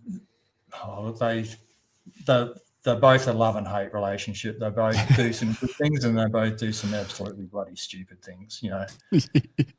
So why is that? Like, it's even if you're just buying crappy office printer, it doesn't matter the quality of the printer. You'll be, and even office machines. I worked corporate for a couple of decades, and it baffles me. The interface between a computer and a printer should be simple, and yet you just can't get it right. Yeah, I know. Yeah, I could talk for 2 hours on the stupid things that printers do. And I don't. I mean, the thing is that the output is incredible. And even the older, the Canon printer I had, I'm trying to think how old that was. It got to a point where, like you update your computer. I had an old Mac, and then I went to a Mac Studio, which was running the latest software, and now it's like, don't really like that printer driver anymore. And then so I had huge issues trying to connect it. I was on the phone to Canon for 2 hours at one stage. I had a tech guy come out, and he couldn't get it working. And then I was on the phone to them for 2 hours, and she ended up saying, "Oh, well, your printer is 15 years old. We don't make a driver, that suits your software anymore. So the only way I could run it would be to connect an old computer to it." Computer. And it was at the point where it had sort of served its time. So how many prints do you think you're off that thing on average? Like ballpark? I don't know. They do actually have a feature in there where you can go and it tells you how many meters you've printed. I would have printed thousands on that, because one of the main things it did was I was making magnets, and I was making the magnets myself, and I still do now on this one. So I mean, I was selling at the time about 8,000 magnets a year. So it was. And so it will take like a magnetic sheet and print onto the sheet. I'd print on. I got hold of this A3 Plus sheet that was super cheap, and I'd print on that, and then I'd run it through had a roll laminating machine. It would run through that. Oh yeah. And then I was buying magnet material that was on a big roll, so then it'd be stuck onto that. And then I had a like a machine made a stamper that cut them out. It had a template with or a cutter with like four ganged up or 6 ganged up, and then I'd cut them out. So it was quite manually challenging, but labor intensive. Labor intensive, but it was better than any of the magnets I could go and get produced somewhere. So especially when you're talking photographic stuff, like. Well, you want more control over it again, don't you? You don't want to. There's no point trying to sell magnets if the print quality is crap. That's defeats the purpose. No. Let's jump quickly to your website. Well, not quickly. I want to spend some time on this. If that's okay with you guys. Just before you pull it up, Greg, I had one final printer question that I don't know if you'll be able to answer, Dean, or not. But it depends on whether you keep up with it. Obviously, you've got like a mega printer behind you that's probably out of reach for us mere mortals, as Greg would often put it. Do you have in your print club? Is there a printer that you recommend these days for home printing, a photographic printer that's of decent quality, that's say A4 size or something thereabouts? That works well. Yeah, there will be. I don't at the moment, but I'm doing like several blog posts on stuff like that. So I'm going to do one on monitors pretty shortly. Mm-hmm. So just guiding people, okay, if you want to buy a monitor, here's 2 options, $800 option or a $2,500 option, and then I'll do the same with printing. Because it's really good. Keep an eye out for that, because I've been looking as well, because we've had that 3880 for a long time. Jim's got it now in his home office, and I'm glad to be rid of it. Frankly, it caused me. Have you guys seen the movie Office Space? Older movie. Anyway, they smash up a photocopier in that, and I was very close to that many times with that 3880. Anyway, and you're not a man prone to violence. No, it pushed me to my breaking point. Anyway, I've been thinking about getting like a home, A4 size printer just to be able to print my own photos, and I've been keeping a close eye on the tank ones that have been coming out. Like Canon and Epson and a few other companies have been doing that. The ink's a bit cheaper, and that kind of stuff. So I'm interested to see which of those models would be appropriate for high quality photo printing without going full on Because one of the biggest problems with a big printer like this one behind me is that they have to self-clean themselves, and that thing will use $500 worth of ink a year. I've actually calculated it. It's about $500 a year just in cleaning. Yeah, we had a lot of clogged nozzles on the from that. Oh, so that's been lost ink from cleaning. That's lost ink. Is that it's got to blast through the clogs and stuff. Yeah, because they just naturally happen. So if you're using it all the time, it's better, because the ink doesn't sit, over a period of time. The Canon was fantastic in that it had built into the machine and you couldn't turn it off. It just self-cleaned itself. You couldn't control it. It would just actually go into a cleaning phase. And with it, I never, ever had a blocked nozzle, consequently. But my God, it, did quite a bit of ink wastage. And this one doesn't, but, I run a print nozzle check, every Monday morning. And, I've had a lot of blocked nozzles on this that, you've then got to put it through a heavy clean and just to and that's usually after you've burnt some really expensive paper to find out the nozzles is blocked. Yeah. You do a big bringing back, and you go, bringing back memories. So I guess. You want to jump to that comment, Justin? Yeah, just quickly before we move on to it, Paul Henderson's just joined the chat and he says, "I love my current monitor, but I don't think it can be calibrated, and prints always come out darker on my Canon 6-ink printer." Is that true? Are some monitors not able to be calibrated? No, you can calibrate any monitor. So because it uses the software that's using it, it doesn't matter on the monitor. The monitor, when you calibrate it, the only two things you change is you set the white point and you set the luminosity. So with Paul's, if your prints are too dark, well, the first thing I'd be doing is turning the luminosity of your monitor down. But with this machine, you can calibrate any screen because it just uses its own software. The thing is that it still doesn't do magic. It can only do what the monitor is capable of. So it doesn't mean that you just go and calibrate it and it's going to be perfect, because if it's not capable of getting to that point, it never will. So to clarify, it's not your monitor settings that are able to be calibrated or not calibrated. It's a program that comes with that monitor calibration tool that runs in the background on your computer and tells the monitor what to display. Essentially. It creates a LUT.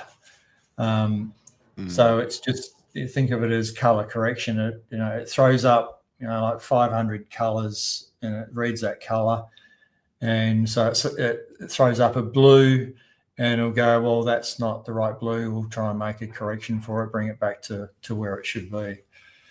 Okay. And Matt's just thrown a comment. Matt Palmer in the chat. Good to see you. Hey, Matt. He says generally, and he's put generally in asterisks. I'm going to do this. Generally, a print will appear a little darker than a screen because screens have the lighting coming through it, whereas paper doesn't emit light. It relies on the light in the space, like reflective light, I guess, versus backlit. So good tips. I think just to tie a little bow in this section of our discussion, I think like us, we've talked about it a lot on the show, the beauty of printing and just the difference it makes you. The difference that it creates for you in how you observe your own images. We can look at it on a screen, and we've talked about who do we take photos for. We've talked about that a lot in the past. And what do we take photos for? And I think there's like you said, there's often a missing step in the chain or the process where people take the shots, they edit them, and then they go into a hard drive. And we all do it. I'm just as responsible and guilty of that as anyone. But, being able to select the odd print that you're really proud of, that you find is special for you, and printing it. I would much rather have that box of prints that you supply. And yes, it's in a box. It's not necessarily on the wall. And a lot of people can't put art on the wall. Then it's sitting somewhere in a hard drive or existing in social media space. Yeah.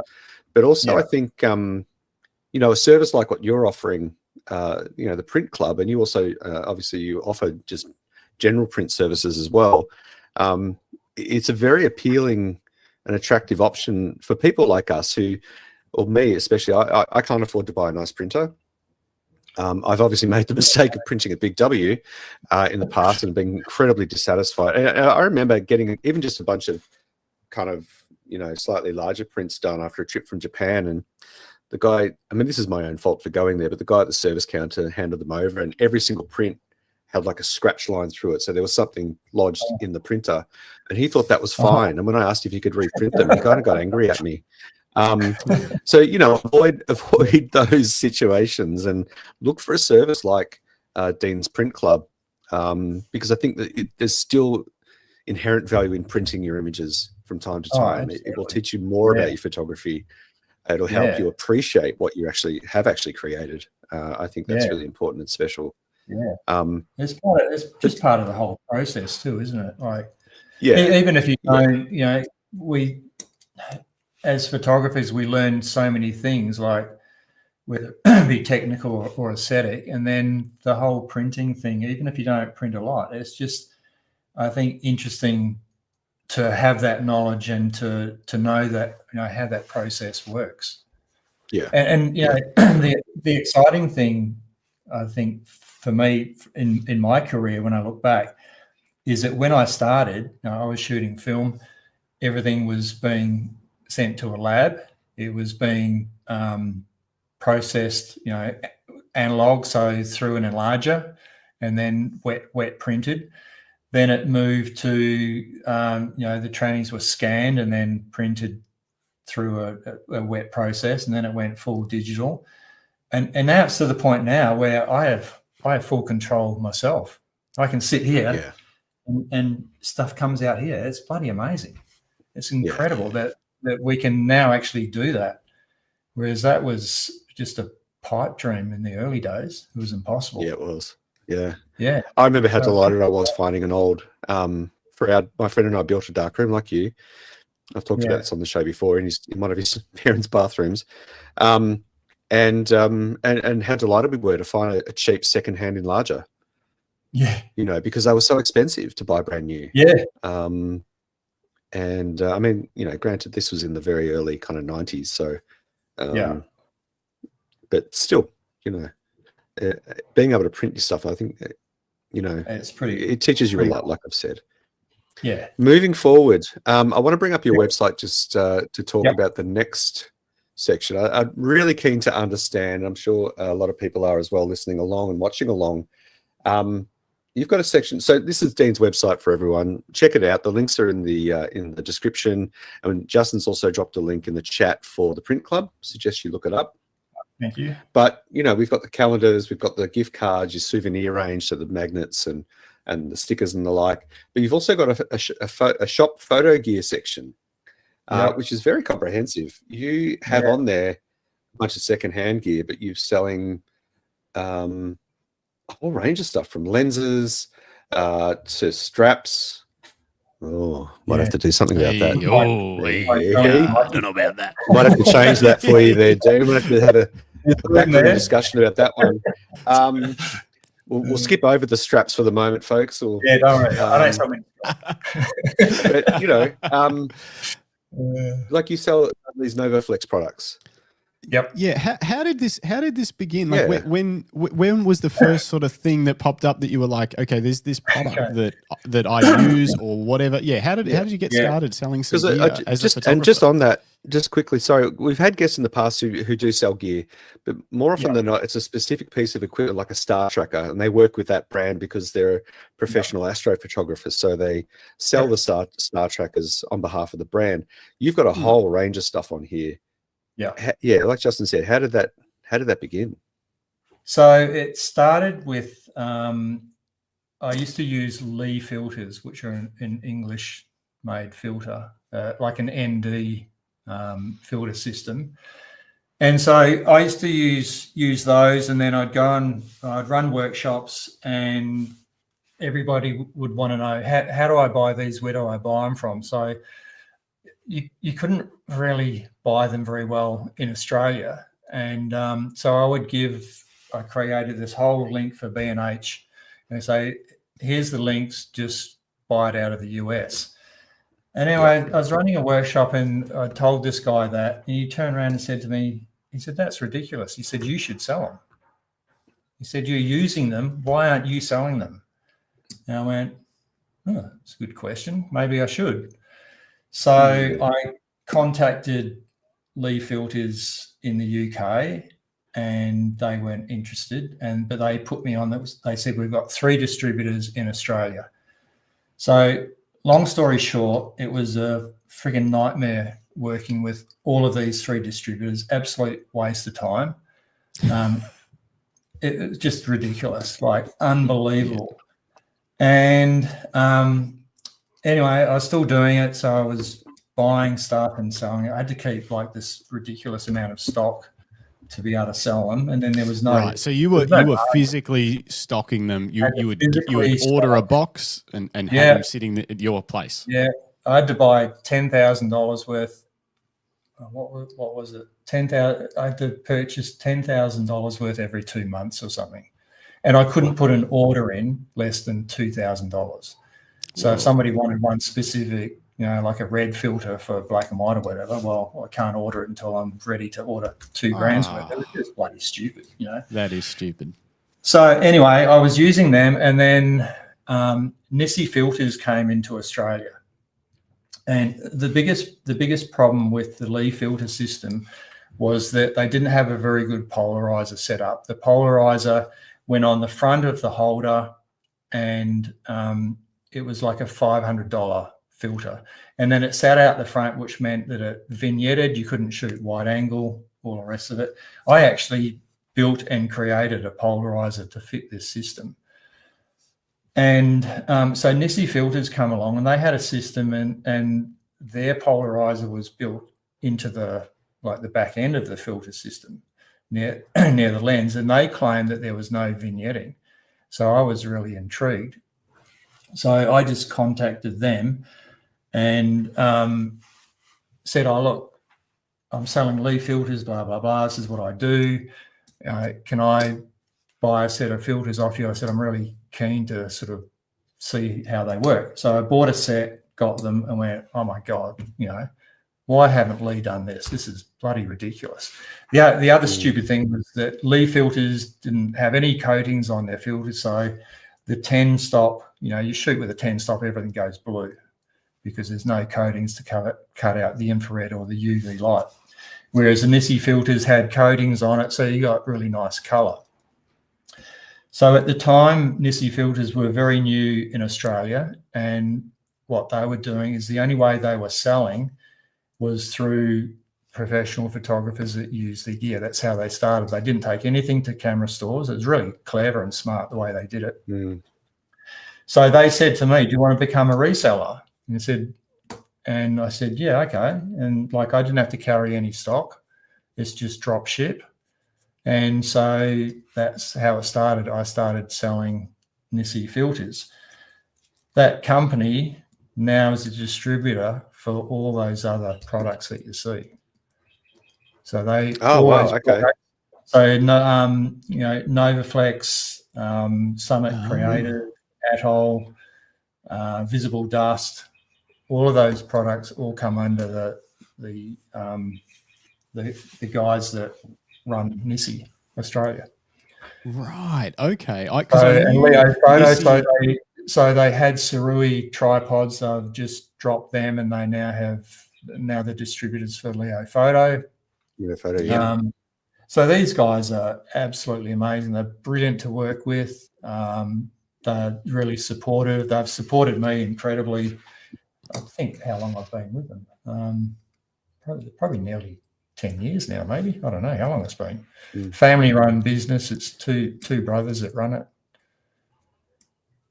So luckily they have just taken on all these other brands, which has allowed me to be able to on-sell their product.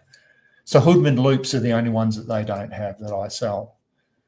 So the loops I was using, I've always used Hoodman loops, and again, people wanted to know where can I buy these, and no one in Australia sold them.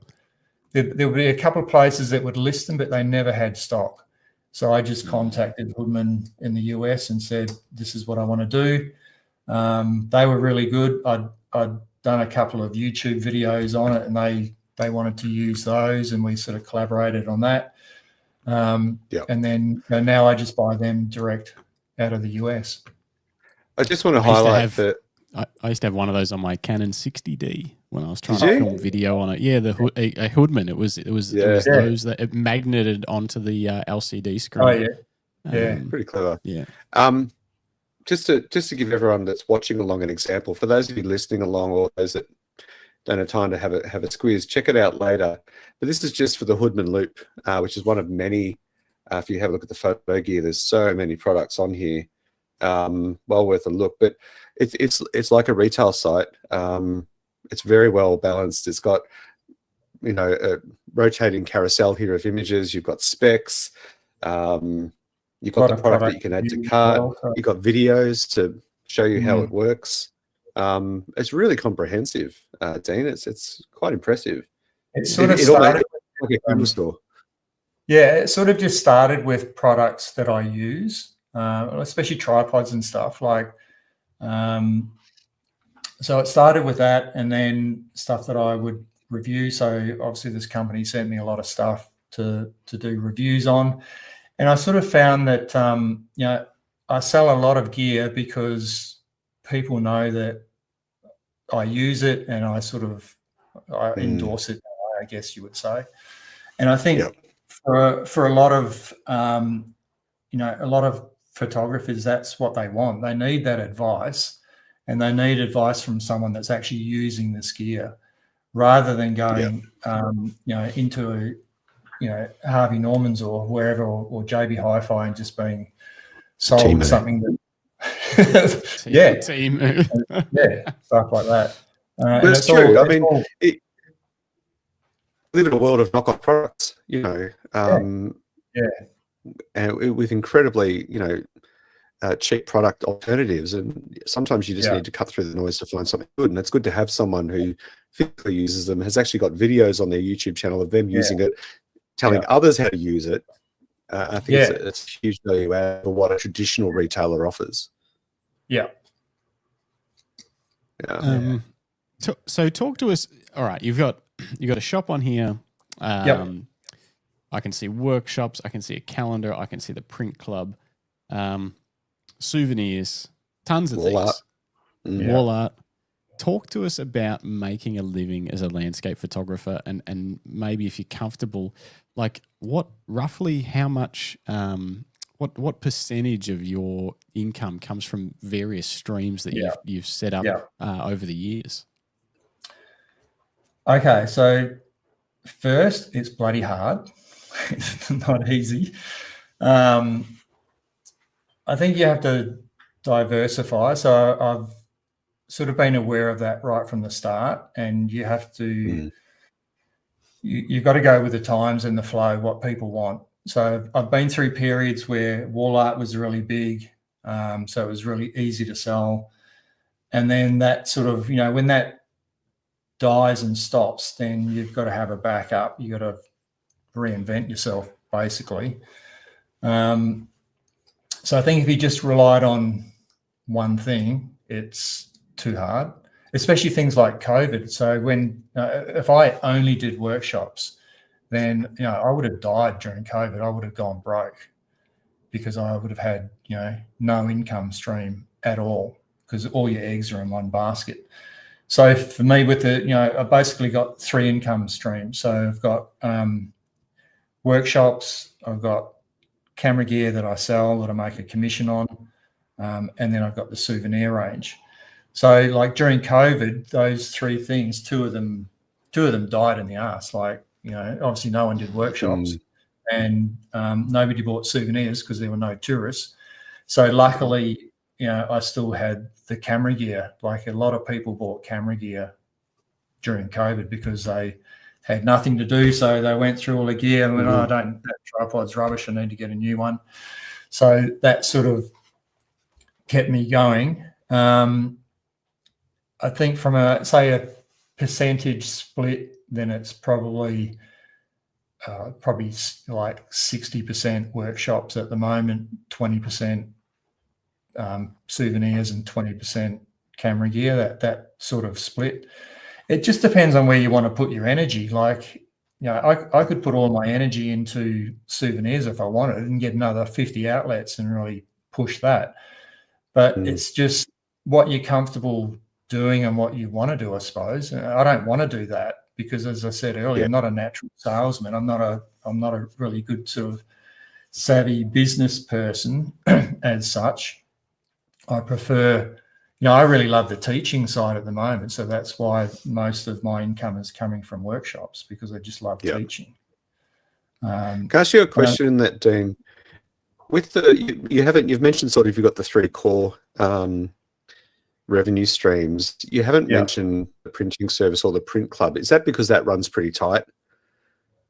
You don't make much money off printing? Yeah, I don't. The printing service just came up when I bought this printer. It was sort of like, okay, well, I might as well offer a printing service. I used to do a bit of printing for some wedding photographers and whatever. So it was just sort of like, the printer's sitting there, why not, offer a service? So that's fairly new. And then the print club, I'm really hoping to build the whole printing side of it, because I sort of, I really love printing, and I think it's even just the printing service. Like, I offer 2 services, a standard service and a premium service. And like the premium service, you can't get anywhere else, not that I know of, where I'll actually like go through with you on a Zoom call and actually re-edit your photo to a point where we're happy with it, and that's going to print really nicely.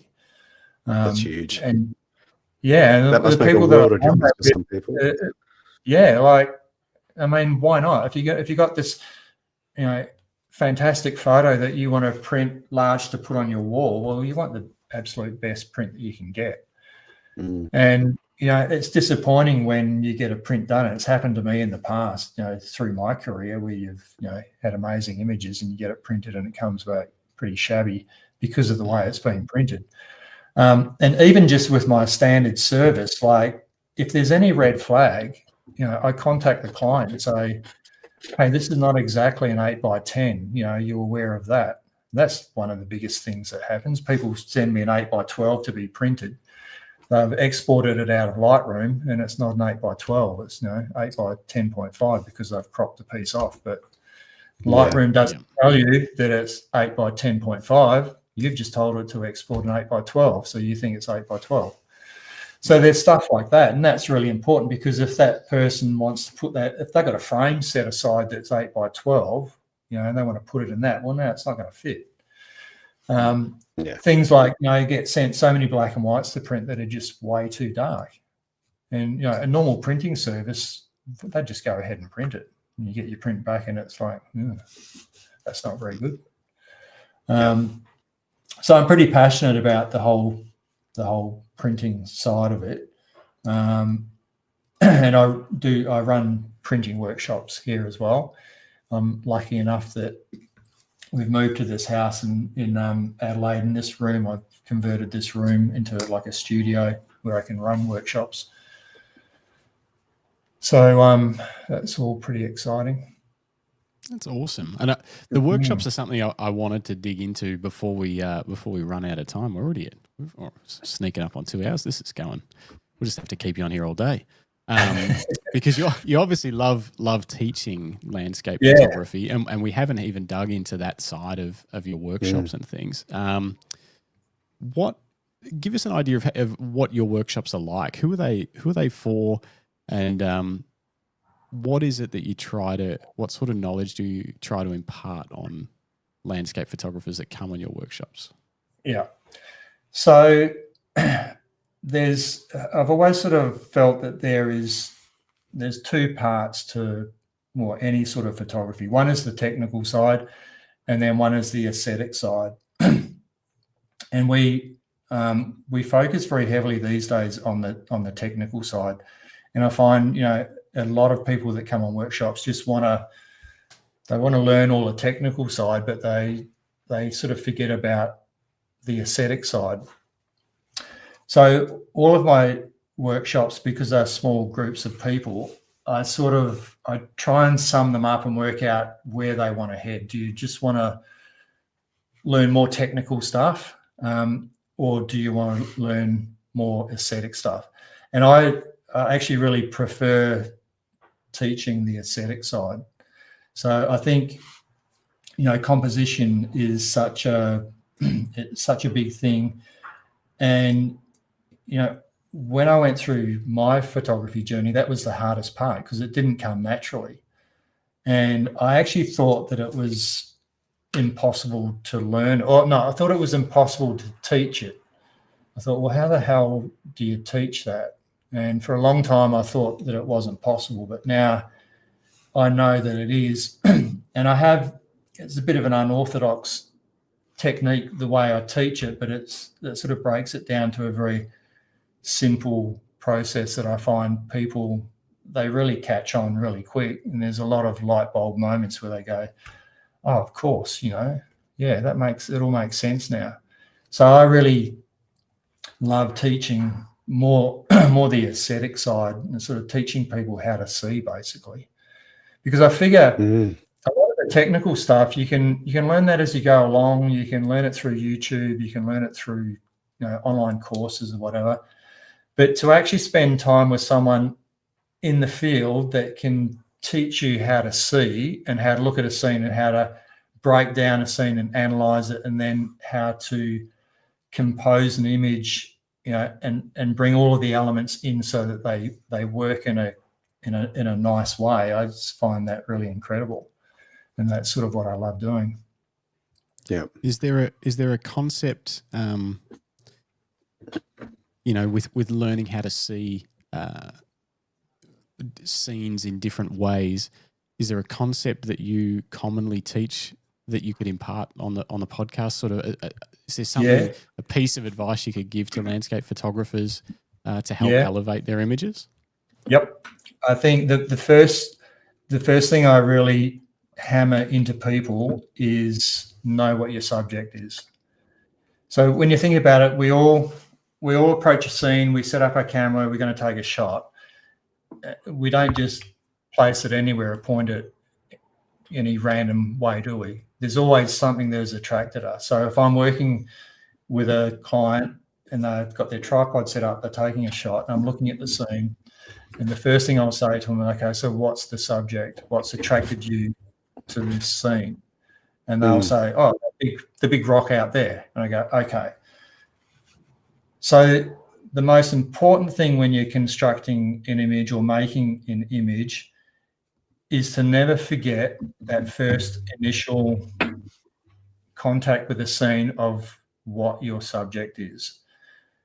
Because what happens is people, they find the subject and then they'll take the picture and then I'll look at it and analyze it and I'll go, well, what about all the stuff down here? That's taking away from your subject where you're trying to send the viewer. So then we work on things, okay, well, that's our subject. Now we've got to take all these other elements and we've got to build them into the scene, into the frame, is so that your subject is very obvious and it stands out. So it all sounds pretty simple, but you can say it over and over and over. Just remember what your subject is and stay true to your subject. I haven't heard it explained like that before. I've always thought of landscape photography as a scene as opposed to a subject. And that makes a lot of sense as to, what are you including, what are you excluding, and is it helping or hurting how you want to portray that subject? That makes total sense. It's great. Just hang on one sec. I've got the postie here. Yeah. What do you reckon, Greg? I reckon that's have you ever thought about landscape photography in that way? Not so much landscape. No, I mean, I'm more of an aesthetic photographer. Having think about what Dean said, I'm more aesthetic than technical. You're a very technical photographer, I think.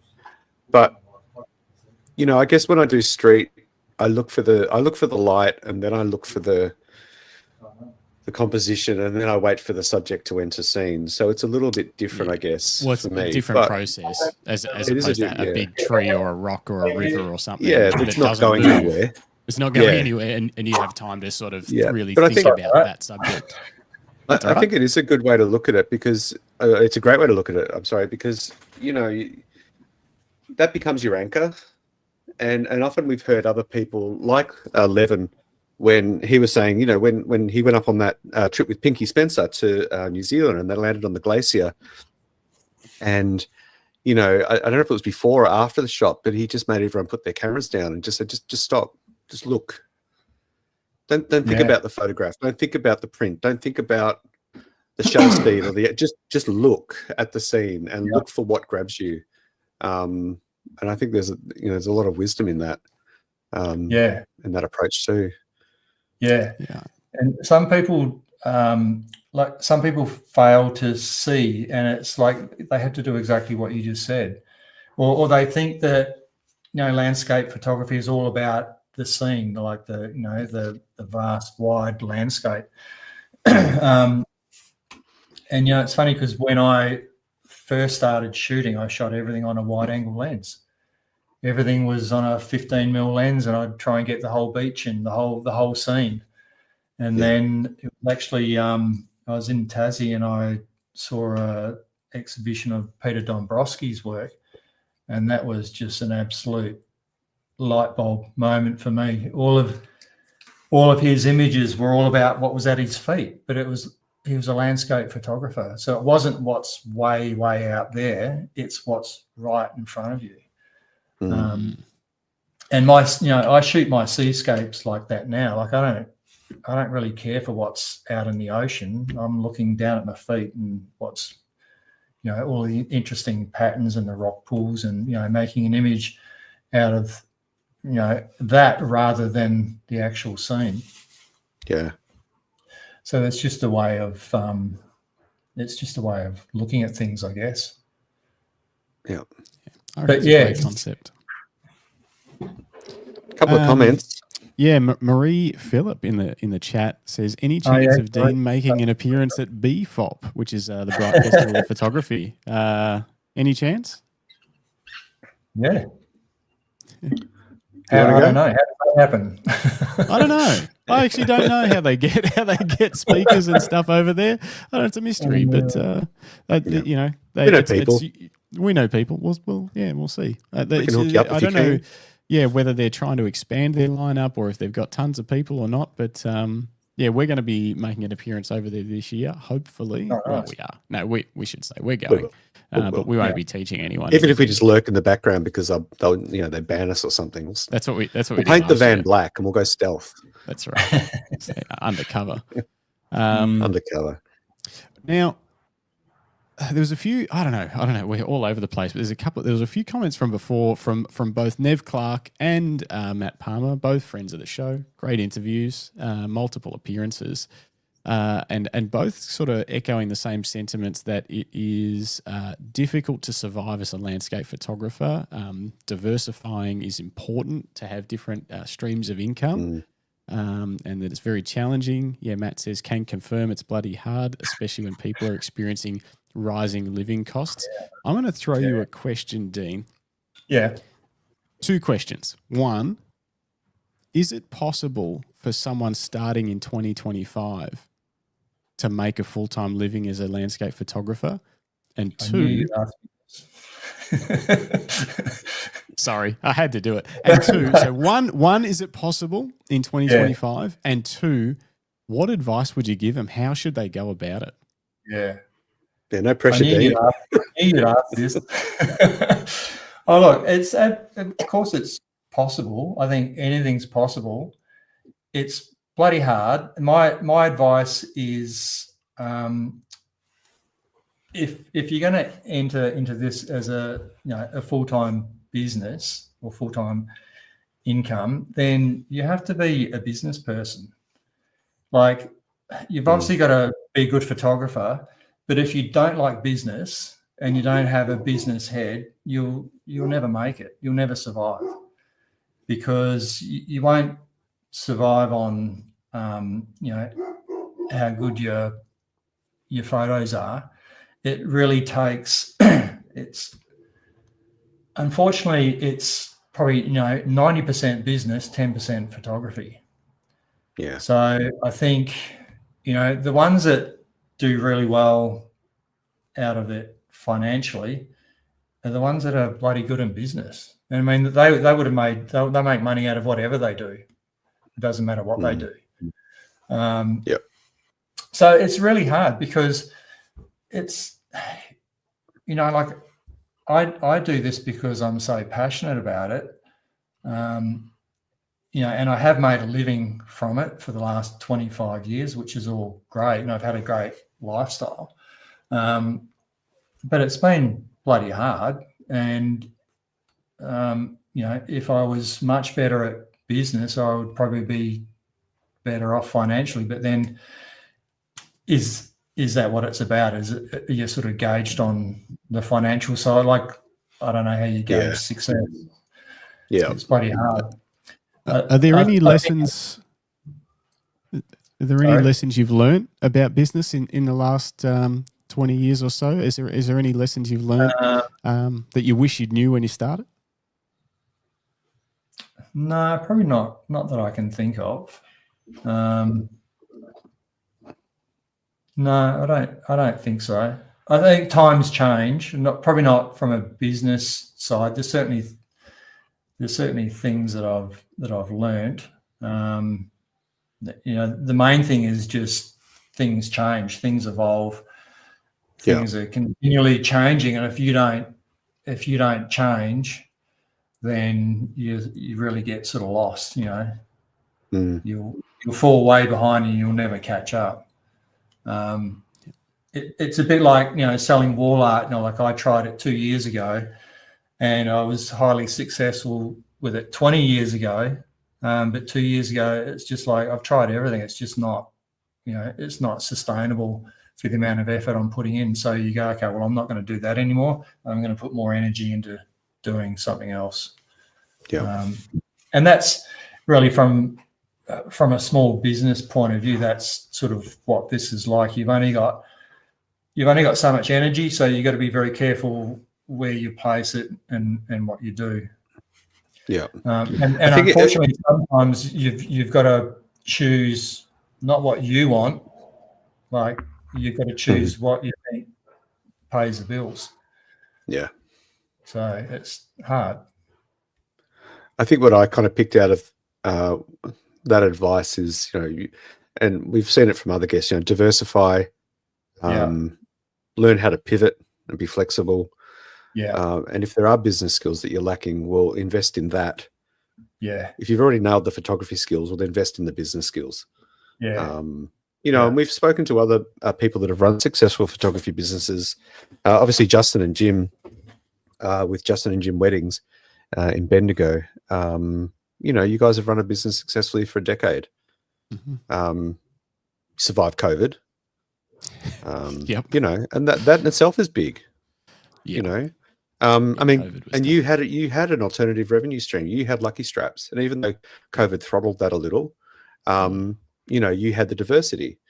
And we talked to Mika Boynton, who has that business head because she grew up on a family winery, on Boynton's Winery. She grew up with a family that was running a small business. The food on the table was reliant on the family pulling together and doing what needed to be done for the business. So you're spot on. There is that element. Business is something that I never understood, and it's something that I never really invested in. And as a result, whenever I tried to move into a higher level of professional photography, I struggled immensely because I just had no background in business or where to start.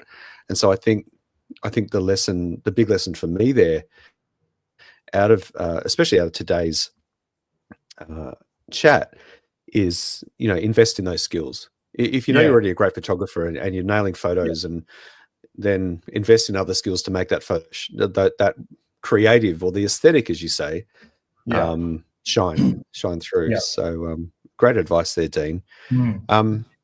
I am just conscious of time. We've just hit 11 o'clock, and you are listening to the Camera Life podcast, episode 70, if you can believe that. We're on the brink of Easter. And so I hope that all of you have some plans. Even if you're spending time with family, make sure you take a camera. Document those moments, because they'll never happen again. Justin, is there anything you want to wrap up on while we've got Dean in the hot seat? There's so many things on my list. I feel like we probably have to do a part 2 to this or something like that. Like we could. There was, I've got Dean's Instagram up. If you guys want to head over there, like we didn't get a chance to dig through any of Dean's images and sort of look at the different styles. Yeah, I mean, for all they're all shit. We don't even know. No, they're not. He's been talking himself up for 2 hours, and they're most certainly not. Like, there's a million things I could have asked. I wanted to ask about filters. I wanted to ask about like post-processing for black and white landscapes and stuff like that. There's probably hours longer that we could keep going. That's a roundabout way of saying we're going to have you back, Dean. I think so. I think if it's okay, we might do a part 2. Is it a better question? Is probably, Dean, is there anything that you want to bring up or chat about or promote? Any workshops that are coming up? Any other services or products that you're offering or going to be offering in the coming few months here? What's happening with you? So I'd just say, if you're interested, just head to my website and have a look.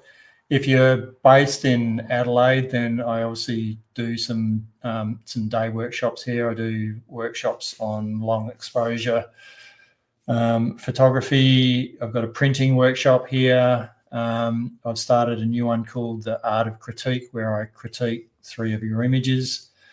And then longer workshops. I've got Flinders Island. It's a 5-day workshop later on in the year in September, and then I've got New Zealand next year. I'll probably have more later, some more longer workshops for next year. I'm not quite sure yet what I'm doing, other than New Zealand and probably Flinders Island again.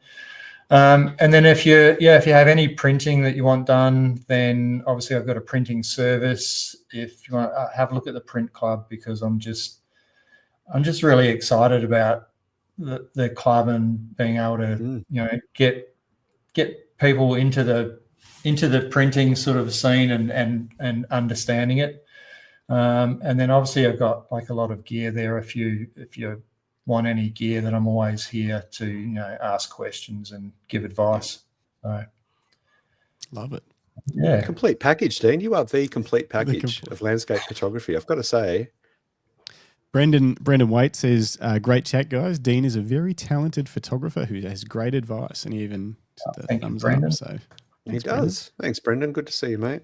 And Nev was in here talking about diversifying his landscape photography with weddings.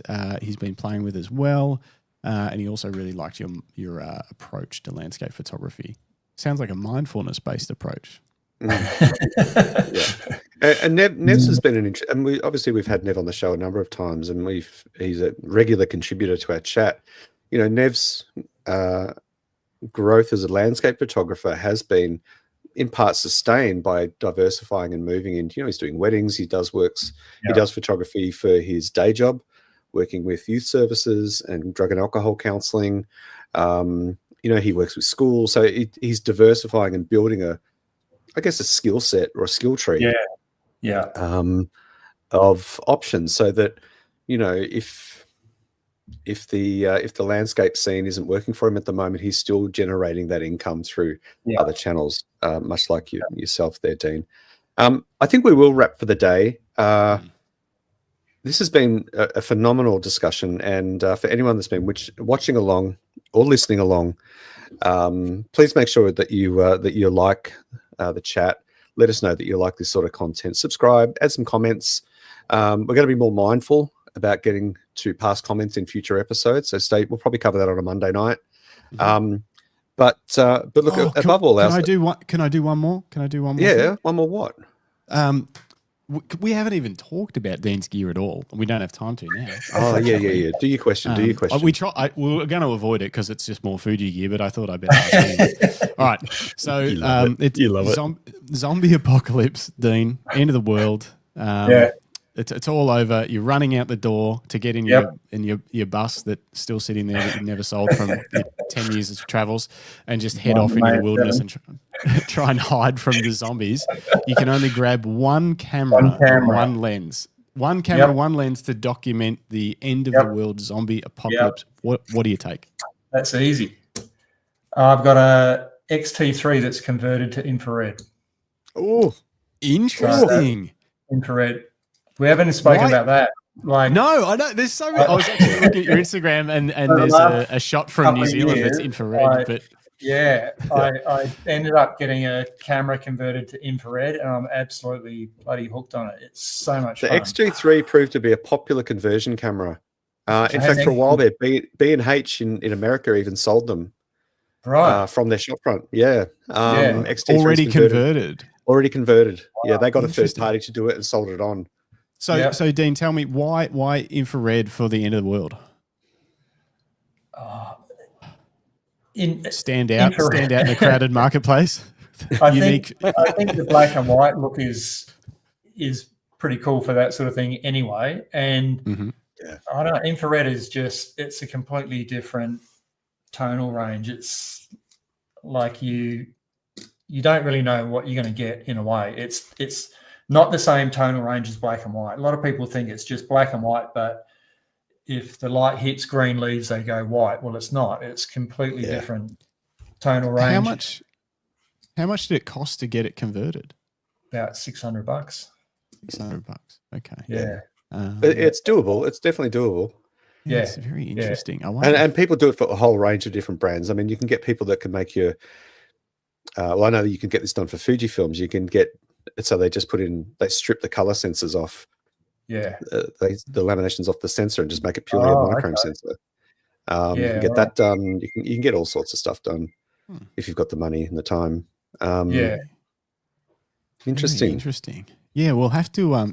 Definitely. We're going to hit you up to get you back on for a part 2 for sure, because that's a very interesting topic as well. I'd love to talk more about infrared because it's and Fujifilm. Let's talk more about Fujifilm. We don't do nearly enough. No. Okay, so all right, so XT3 infrared for documenting the end of the world. Just very quickly, because people are probably wondering, what is your main system that you're shooting landscapes with when it's not infrared? Yep. So I shoot on a Fuji GFX 50S, which is a medium format camera. 50 megapixel, which is not huge these days. It's not. I mean, I would love the 100 megapixel one, but I don't have one. And would you believe I only actually have one lens? Really? One lens for it. What is it? It's a 30mm, which is equivalent to 24. And that's it. So every other camera system I've had, I've always shot predominantly on a 24mm prime lens. So the Canon system I had a 25mm Zeiss, and I just love that focal length. So when I bought this camera, I had an option of the 32 to 64 or the 30mm, and I thought I'll just get the 30mm because I know that's all I'm going to shoot. And so I've had that camera for 3 years, I think. So if you have a look at my Instagram, most stuff on there, the recent stuff is all shot on the GFX. And it's all shot on the 30mm. And I don't even really long for another lens because that's the way my brain sees everything. And I sort of really like that focal length. It's not too wide where it distorts everything, but it's wide enough to take a scene in and make a person feel like they're actually sort of standing in the scene. Nice. That's so that's cool. it. It's pretty simple. One camera, one lens.